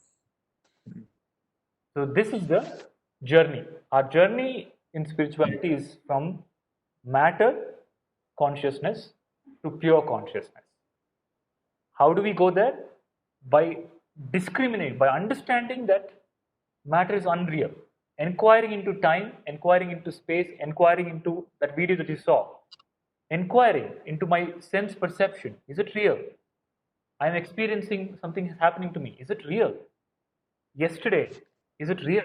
Tomorrow, is it real? Have I seen it? Will I ever see it? The present moment, is it real? Can you catch the present moment? No. Can you hold on? What is the time now? In Indian time, it's 5 o'clock, 5:02. The moment I said 5:02, it's become 5:03. The present moment itself is elusive. Then what is real? But all this unreality is standing on something that is real. And that something that is real is your consciousness. If you are not aware, what good use the world? You are the one. It's my consciousness or everyone's, like as you said, you may leave or die tomorrow, but your consciousness will always be there, right? Right. Yeah. So in that case, it is this consciousness is like it's not only my consciousness; it is everyone's consciousness in this world, and it is going. It was there, and it is going to be there, even if this mankind is there or not, right? If the wave rises, wave falls, nothing happens to water. Every wave is consciousness alone. There is only water. Every wave is nothing but water. The rise and fall of water, the birth and death of wave, birth and death of the wave, the movement of the ocean doesn't affect water in any way. But in that case, the word we use for people who are like living people and conscious, and the people who is just fall down and became unconscious. So the word we are using then in this case, it is wrong. Actually the original word, the consciousness, means it's referred to Parabrahman. The word we use as I became conscious when I woke up and I became unconscious, that is a different context. Don't confuse consciousness with that. When I say consciousness here, it means pure consciousness, pure awareness. To give you an example in your own life, when you go into deep sleep, in the absence of all experiences, all matter, all body, mind, thought, everything, there is something which is aware of the absence of everything. That awareness is what we are saying as consciousness, and that consciousness is nothing but God. That we are using the word consciousness in this context.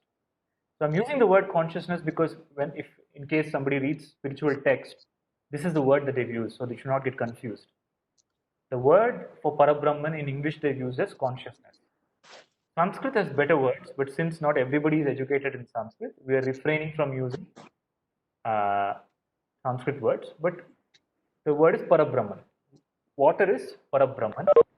Individual is Jiva. Krishna, yeah. Is this same as soul?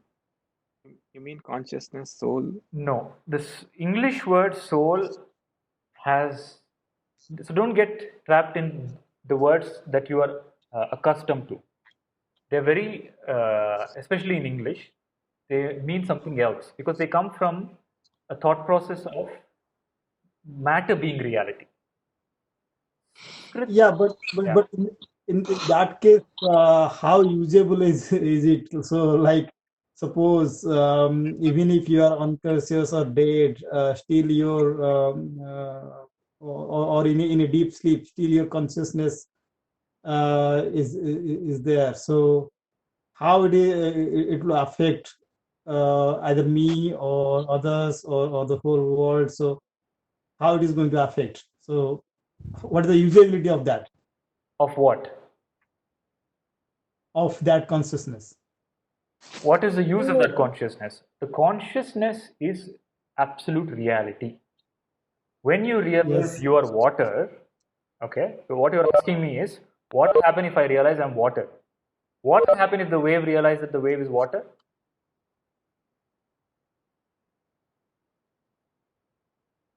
Nothing. No, it's water. It will not think I'm wave. It will not think it's wave. It will not think the other is also wave. Its whole understanding of life as a wave disappears. Its whole suffering that it carried because it's a wave disappears. Because now it realizes I am water. Everything is water. Yeah. Do you understand the change that will happen? Yeah. Then yeah. So yes. So that means if everyone understand that they are water, then in that case everything will collapse or something. the moment you understand your water, everything will collapse. Forget about Yeah. So everybody in that else. case, When in that I case, say everything will collapse, that doesn't mean the ocean will disappear. yeah. So in that case, we are contradicting the first principle that you said, that achieving the Brahman, which is like no, when you become enlightened, that I'm water. Uh, if that is going to lead to everything collapse, then in that case, why we are preaching that everyone should No, I didn't get the. should. I didn't get the question. My question is, see, you explained that once the wave would understand that it is water, then everything will collapse, right?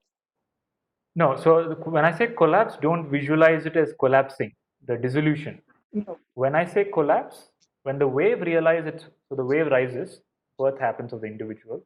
When the individual realizes that I am not the body, I am not the mind, I am not the intellect, I am pure consciousness, I am Yes. absolute reality, all the false perception disappears, the separation, the sense of separation disappears, the experiences of suffering completely disappear, because suffering is for it comes because of separation. The seeking of happiness from the outer world disappears, because you're seeking happiness because you have forgotten your nature of bliss. Okay, so I will just we have 30 minutes. I'll quickly take up this aspect, the ananda aspect, and we'll stop today. Probably this will clarify the question that you're asking, what will happen, and if there are more questions, I will take up that and we'll close. Because we have 30 minutes, I'll quickly take up ananda, which has a very which we are very disturbed with, or rather confused about. So Yeah. Brahman is Satchidananda. Okay, so I want you all to think about the last time you were very happy. Think about the last time you were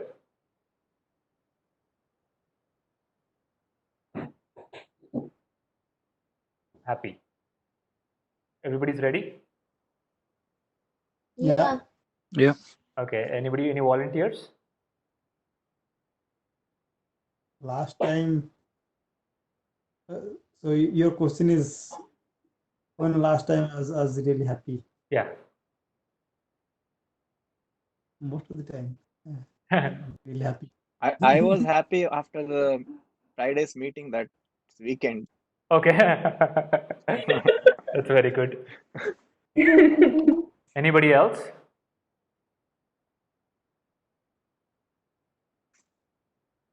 Prasad sir? Yeah, I was very happy when my son was born. You were very happy when your son were born. Anybody else? Arvind's there? Actually, I was happy last night. Me and my daughter were having a very interesting conversation. Okay. I mean, she watched a cartoon series, 3 seasons. Okay. And we were talking about the concept of character arcs. Okay. And I was really happy how well she was able to relate the concept of the character arc. Okay. By looking at the series. So I mean, I'm actually seeing my daughter grow. So that was a very, very happy moment for me. Very nice. Tanvi, when was the last time you were happy?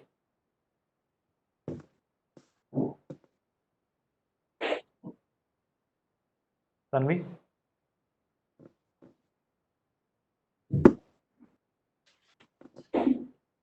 Okay, Mohan?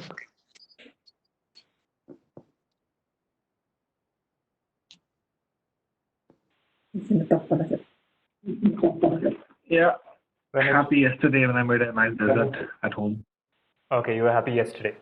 Okay, you can put us again. So let us understand this happiness. Everything that we do is ultimately for happiness. Okay, we're all going after happiness. You all went from India to wherever you are in search of happiness. There's some sense that, okay, I will be happier there. Whatever we do, we go to a job, we take up something, any action, the motivation is, I need to get happiness out of it. So the direction of life is very clear. Move towards happiness, go away from unhappiness. Okay? Every decision we make, every thought, every action, we're only trying to do these two things. We are going towards happiness and moving away from suffering. So the purpose of life is very clear. Get happiness. Is this much clear?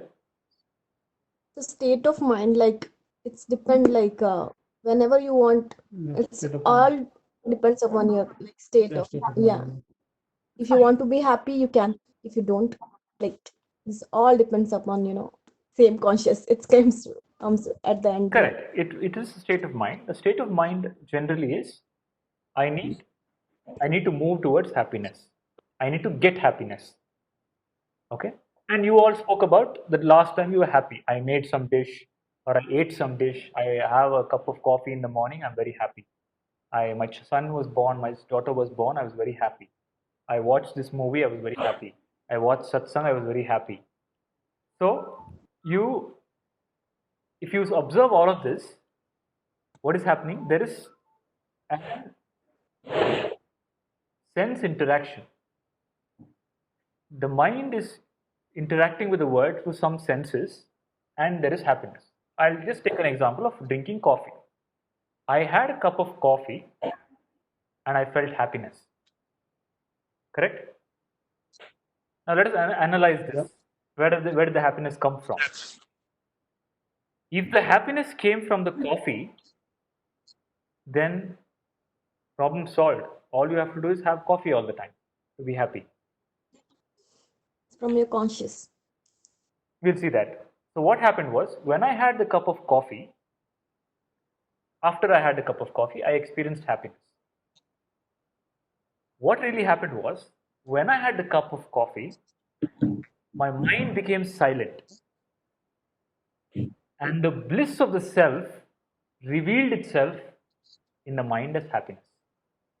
That you experienced as happiness. So whatever memory you have as the best happiness, happiest moment in my life, is only a moment when your mind became silent because of some stimulus, external situation, and the bliss, your own nature of happiness was revealed to you. The happiness didn't come from outside. Where did it come from? Right. Where did it come from? It came from you. Within ourselves. It came from you. You are of the nature of happiness because you are Satchit Ananda. There is infinite Ananda in you. But you have programmed yourself to unleash it only when something is triggered. So what you have done is, I will become happy after I get this. When you get it, what happens? The mind becomes silent. You got something, the mind shuts down because you've got it.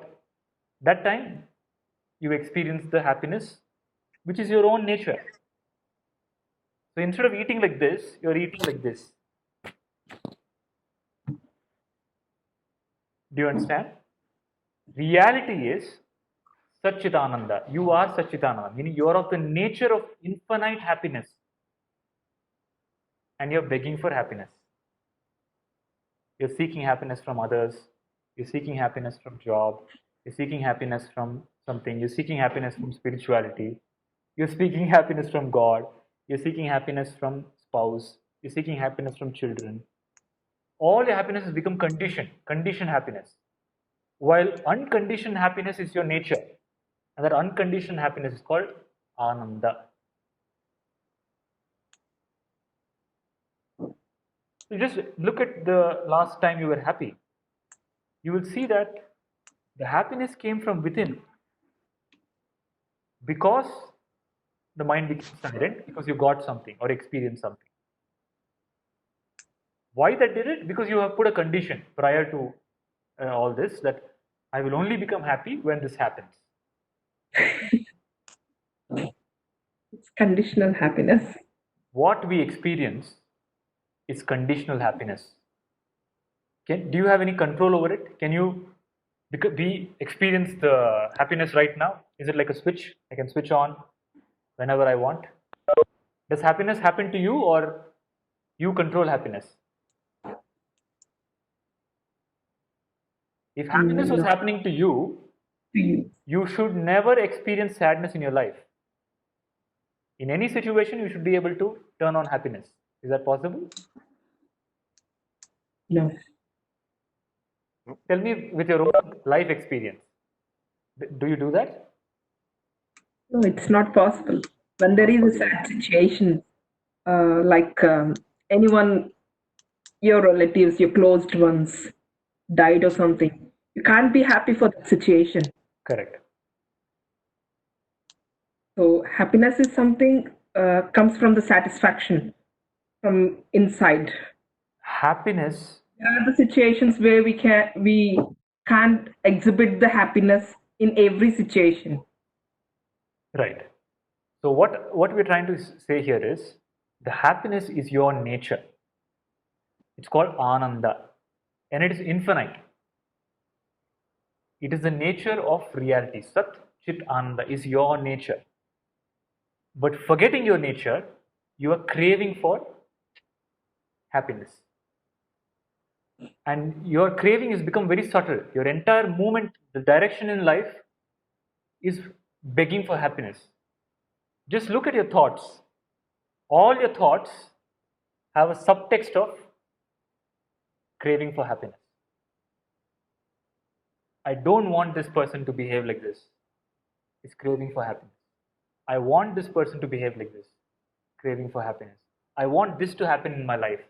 Craving for happiness. I don't want this to happen in my life. Craving for happiness.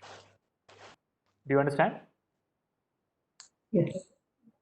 So, from asking for happiness, from seeking of happiness, we have to move to being happiness.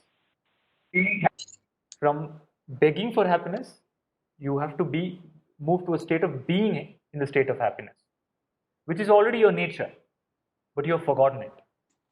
So the teaching of Sri Krishna Bhagavan on the battlefield is telling Arjuna that you are of the nature of ananda. Okay, fight this war, but don't fight it for happiness. Do it out of happiness. Do it out of bliss. So the shift that is happening here is you're going by your day-to-day activities, working for happiness.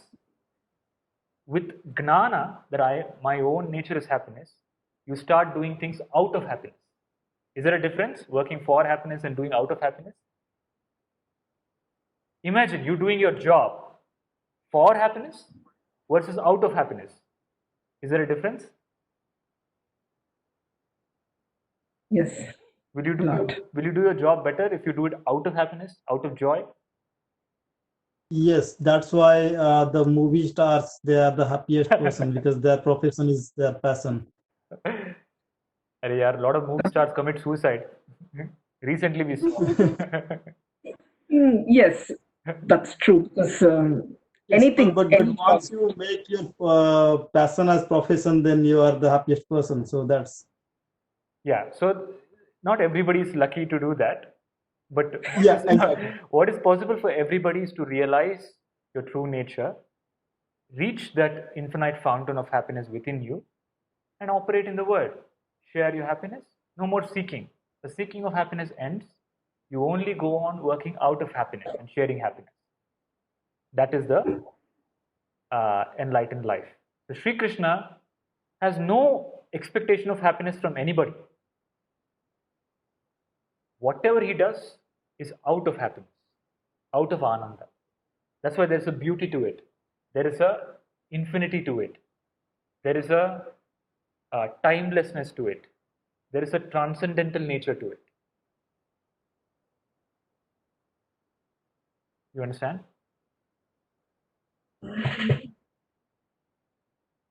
Simple example, there are musicians. Compare a musician to an enlightened musician. An ordinary musician's music will disappear. Top on the chart today, bottom at the chart next week. But the Yes. enlightened musician's music is timeless, it's infinite, it is perpetual. That is what enlightenment does to your life and your activities. Does this answer? And this is what realizing water does. So this whole thread started because of the question, what will it do to my life? It will stop you craving for happiness, and it will help you realize you are of the nature of happiness, and you will start doing everything out of happiness and not for happiness. Yes. So today So has been a is little ananda jar. learning to be self-content? Sorry? So is ananda learning to be self-content? Is Ananda learning to be self-content? Ananda is to realize my nature is infinite happiness.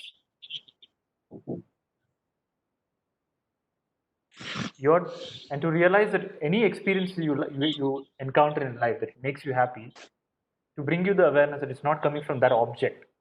If you think it's coming from the object, you start craving for that object. And that craving for that object causes disturbance in life. If you become addicted to coffee, you need coffee every day to be happy. You must have seen it, like people who don't have their morning coffee, their entire day is ruined. That's right. One stupid superimposition that this object called coffee gives me happiness ruins my entire day, which is a very dangerous thing. So Ananda is to realize I am of the nature of happiness, and I can go there directly. When you realize you're of the nature of happiness, you will start working towards getting that. Otherwise, you're constantly working towards getting objects in the world. Okay, a car kharid liya, I'll be happy. Then you will see that your neighbor has a bigger car. Immediately your happiness goes. You'll think, oh, if I get a job, I'll be happy. Now, Mohan, now it's time. You can donate your BMW. Right? So all the happinesses you get are so relative. It disappears in a second. You will feel that shadi kar liya, I'll be happy. Then after shadi, you'll realize what unhappiness really is. Then you think, okay, bacha bana liya, I'll be happy. After the bacha starts growing up, you'll realize, oh my God, what have I gotten myself into? That's true. Then you'll think, oh, if I get into this big company, I'll be happy. You get a good pay package, very good. Then you go to the first day of a job, you'll see that the next person sitting next to you has a bigger pay package. Immediately you become depressed. Yeah. Right? So happiness is so fickle. It disappears from your hand like that. That's right. Can you hold on to it is the question. We are in search of permanent. We want something permanent. We don't want something that disappears like that. If you want something temporary, go ahead. The world has so much to offer. One bottle of whiskey can bring immense happiness and realization. And Yeah. try to Okay, and it will bring you will forget all this material reality completely. man's real nature comes out. Yeah, so you will instant enlightenment. Okay, but we are in search of the truth, something that doesn't disappear, something जो नशा उतर ना जाए, उसको ढूंढ रहे हैं. And that nasha that doesn't come down is called Bhagwan. Yes. Okay, and that is called Parabrahm. So today, I think we were all over the place. We started with a very complex inquiry into what is reality. And we saw that matter is a projection, as a perception of the senses. The senses itself are a perception of the mind. And the mind itself is questionable. Okay, the mind itself disappears. In the deep sleep, where is the mind? So we're trying to find something that doesn't disappear, that doesn't change. And that unchanging is what is called, as the scripture says, Sat Chit Ananda. which is nothing else apart from you, your own true nature. And we looked at the wave, water, and ocean analogy. And we are experiencing life as a wave right now. And as a wave, you will always suffer because there will always be a bigger wave. There will always be a wave that will come and go. There will always be something that will happen to the wave. But when the wave realizes it's water, it understands the reality of everything, that everything is water. And this realization is called mukti or enlightenment. And this is what Krishna means, ya nisha sarva bhutanam. The one who is the waking for the enlightened one is a dream for the unenlightened. The waking for the unenlightened is a dream for the enlightened. Matter is real for you, God is unreal. For the enlightened one, God alone is real, matter is unreal. And how does this change your life? It stops the craving for happiness because you have realized your own, you've touched the fountain, you have got access to the fountain of ananda within you, and whatever you do, you will do it out of happiness. Krishna, be it in the war, even if he's playing with the cows, if he's doing some political activity, if he's killing some Rakshasa, anything that he's doing it out of happiness. There's no sense that I will get happiness because of doing this activity. That shift brings immense peace, transformation in life. Okay, this is the journey. Any doubts in today's session? Is the statement we create our own reality is the right thing? You create your own reality is very true. How? We'll take up in the next session. What you are, you experience. If you are an individual, you experienced an individual consciousness and reality. If you are, let's say you are a billionaire, your reality is very different from a pauper. What you are, what you experience comes from what you are. So work on what you are, not on your experience. People are trying to change their external and not the internal. But the external is only a manifestation of the internal. You understand? Yeah. To give you a simple example, you reached where you are right now, a state of abundance and expansion, because first the internal change happened in you. Somewhere in your journey, you must have crossed over some internal hurdle. Then this external shift happened. You moved from one country to the other. If that internal shift had not happened, this external manifestation would not have happened. Yeah, true. So in the same way, the internal realization of your true nature brings the external shift in the world. That's why the Buddha is able to transform the world. The Krishna is able to transform the world. Because their identity is universal. It's like you can change your own life because it's your life. When your sense of you becomes universal, you can change that because this is the way you can change your life as an individual. You can change the universe as a universal being. Okay, I think we have hit the end time. 5:30 now. I had intended for a meditation practice because all this is theory part to bring it to experience. If all of you are willing to extend for 10 more minutes, we can experience what we have all been talking about. This Satchidananda, we can directly jump into our true nature if everybody has 10 more minutes. Yep. Yeah, I think we can go ahead. We can go ahead. So is everybody okay? Whoever wants to drop off or leave can do so. Anyway, this will be recorded. Okay, shall we start? So it will help if you want to get get some headphones or earphones, so you can only hear my guidance and whatever I'm saying. You can cut off all the other noise if it's possible. Do that. Otherwise, you can directly listen to this from your system. So close your eyes and try to sit with your back straight. Close your eyes. Sit with your back, your spine straight. Close your eyes. Relax. Take 3 deep breaths. Breathe in deep. As you breathe in, the stomach should expand. Stomach should go out. Expand. As you breathe out, the stomach should go in. Breathe in deep. Breathe out. Breathe in and breathe out deep 3 times. Relax.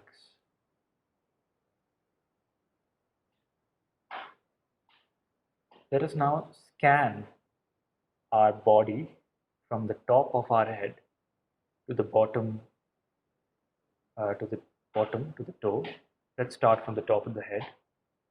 Become aware of the top of your head. Become aware of the sensation. Become aware of the inside of your skull, as if you're becoming aware of the space inside your skull. Just become aware of the space inside the skull. Become aware of your eyes. Become aware of your nose, your mouth, your face. Become aware of the entire head. Become aware of your neck. Become aware of your shoulders.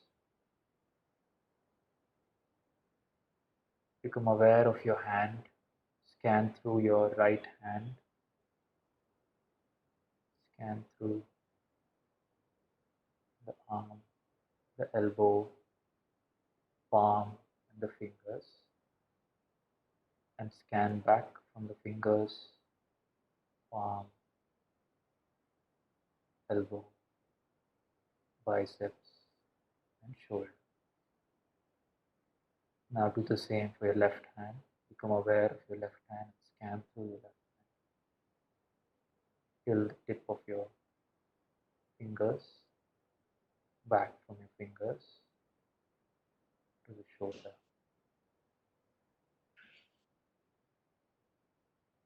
Become aware of your chest. Become aware of the center of your chest, the heart center. Become aware of your stomach. Become aware of the spine, your back, entire back. Move down.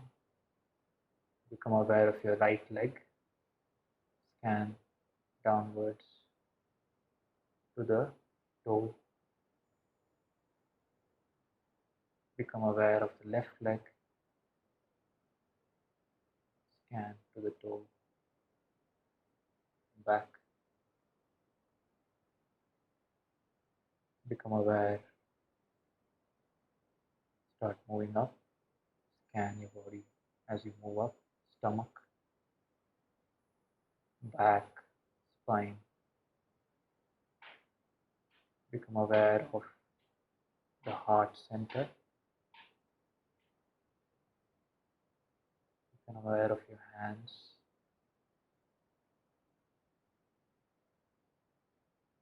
Become aware of your neck.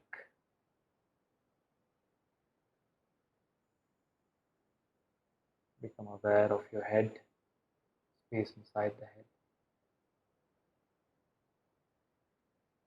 Now, become aware of your mouth and visualize as if you're swallowing your mind. And your mind is swallowed through your throat and it goes to the heart center. The heart center is the center of truth, Sat. It is the abode of the divine. Become aware of the heart center. It is where you experience your true nature. It is where you experience a sense of I as well. The feeling of I am comes from the heart center.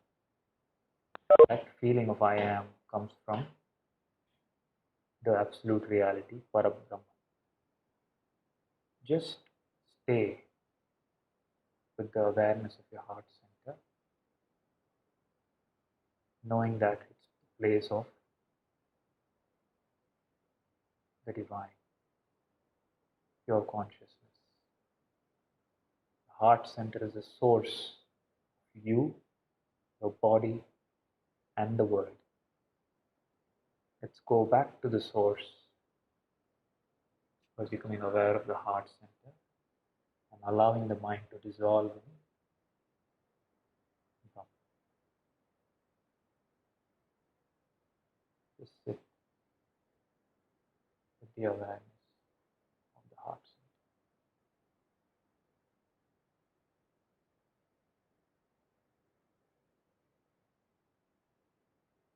Hold on to the feeling of I am.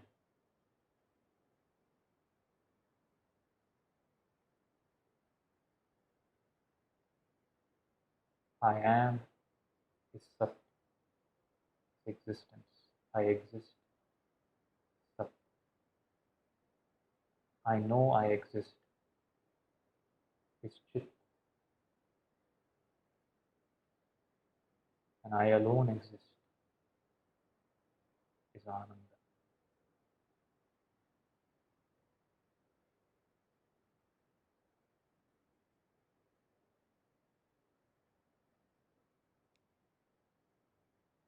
Just relax into the heart center.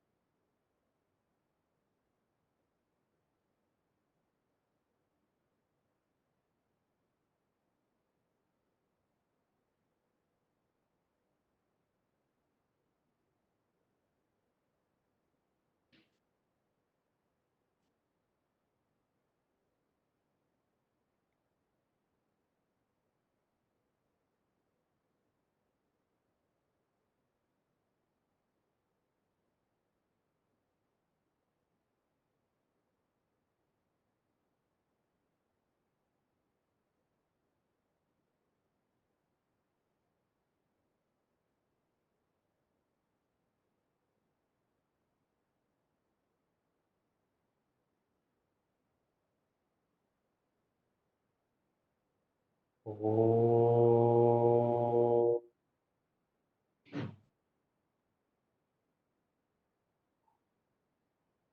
Slowly open your eyes.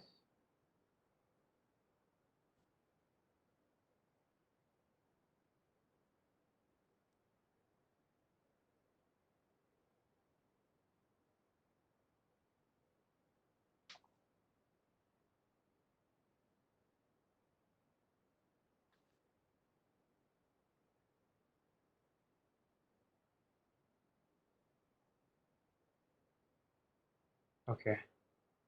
Are you all able to go on video as we conclude? So what happened, Arvind? Sorry? What happened in the meditation? Was the mind peaceful? What was the experience? Peaceful for a few minutes after that. Again disturbed. I wouldn't say it wasn't peaceful, it was just drifting away. Drifting away, okay. Pradeep? Yeah, same thing. I started well, but in between I started imagining something, okay, which I'm going to do next. Okay. After this, yeah. Prateek? Yeah, it was peaceful. As you were going through the whole body, I was feeling that that my, I don't know what it was, but was it consciousness that was moving along, or but yeah, it was a peaceful feeling. Yes, for Okay, me. good. Yeah. Yeah, can you hear me? Yeah, I can hear you. Yeah, it was good, but there were a lot of surrounding noises which I could also hear simultaneously. So somehow it was becoming like coming to the meditation state and coming back to the actual place where I'm staying and then coming back again. Okay. Manik?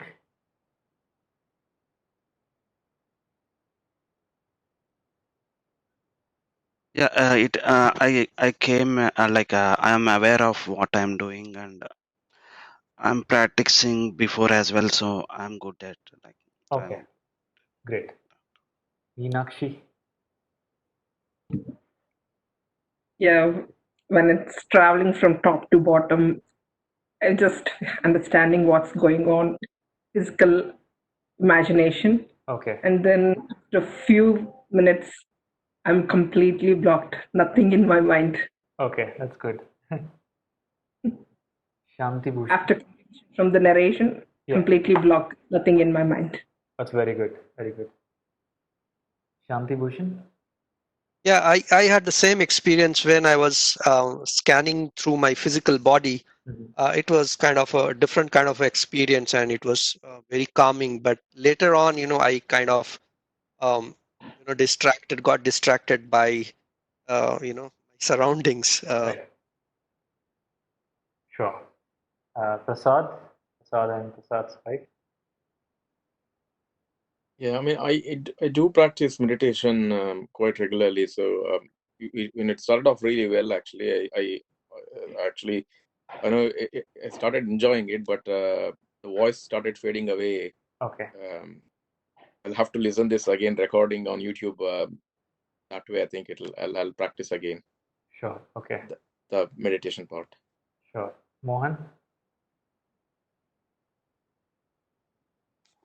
Yeah, it was good, but I got distracted by my daughter, so Okay. halfway I cannot.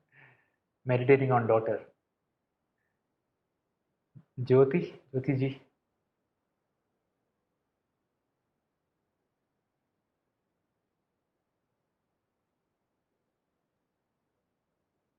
We are not able to hear you. Okay. Is that okay? Yeah, yeah. We can hear. Yes, I traveled from top to bottom in my body parts only. Okay. I could concentrate a lot, and I mean, something. I experienced something else. I mean, I'm not able to narrate it what it is. Okay, but was the mind peaceful? Yes, very much.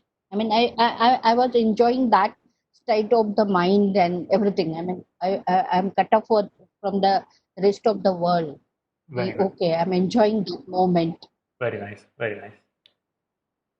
So this was just a small meditation practice, and we saw that some people were able to do it and become peaceful for some time at least, and then the mind drifts away. The drifting of the mind is what uh, we have to look at. The mind drifts because the mind is convinced that this is not what is going to give me happiness. If the mind thinks that, okay, this is what is going to give me happiness, it will stay. It doesn't move. The mind always moves towards happiness. Okay? And for the mind, the happiness is always tomorrow in something external. So this is what you have to become aware of. This is why people do meditation, to again and again train the mind to understand its own true nature and its source. We in the session did not completely cover the how time is unreal, how space is really unreal, how matter is really unreal. We just looked at from a bird's eye view that everything is unreal and self alone is real.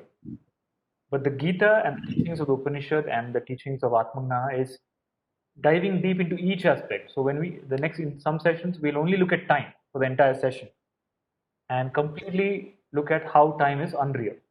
All aspects of time, past, present, future, psychological, chronological, all aspects of time to become completely free from that thought pattern, that concept.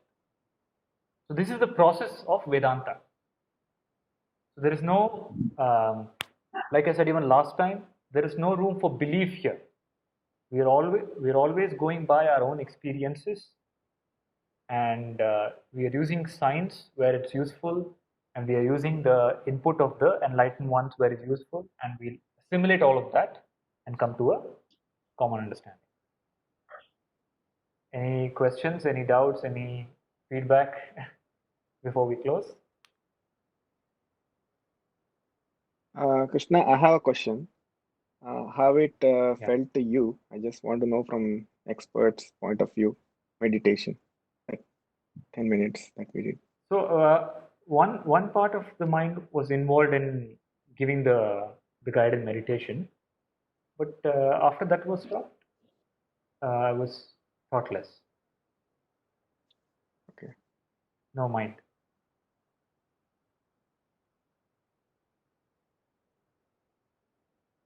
Oh, one more fantastic session, Krishna. So many thanks for taking time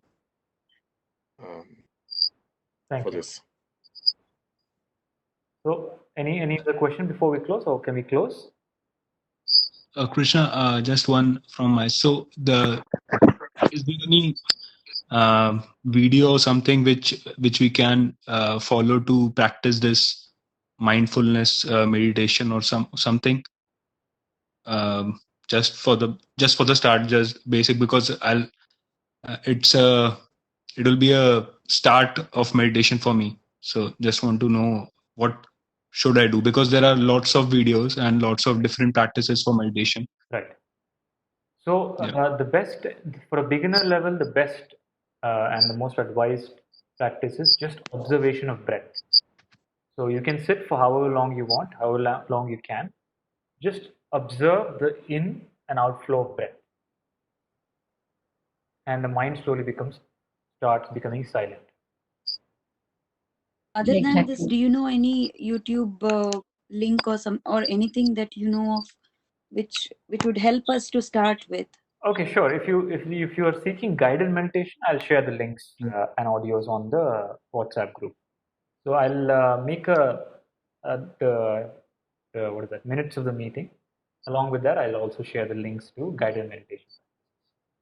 Yeah, that will help. Thanks, Krishna. Thanks, Krishna. That should really help us recall and revisit. Great. So we'll just close with Loka Samasta Sukhino Bhantu, and we'll Loka Samasta Sukhino Bhavantu. Sukhino Bhavantu. Loka Samasta Samasta Sukhino Bhavantu. Sukhino Bhavantu. Harihi Om. Hari Om. Shri Gurubhyo Namaha. Shri Gurubhyo Namaha. Harihi Om. Hari Om. Okay. Bye, everybody. See you next time. Thank you. See you next Bye. time. See you. Thank you.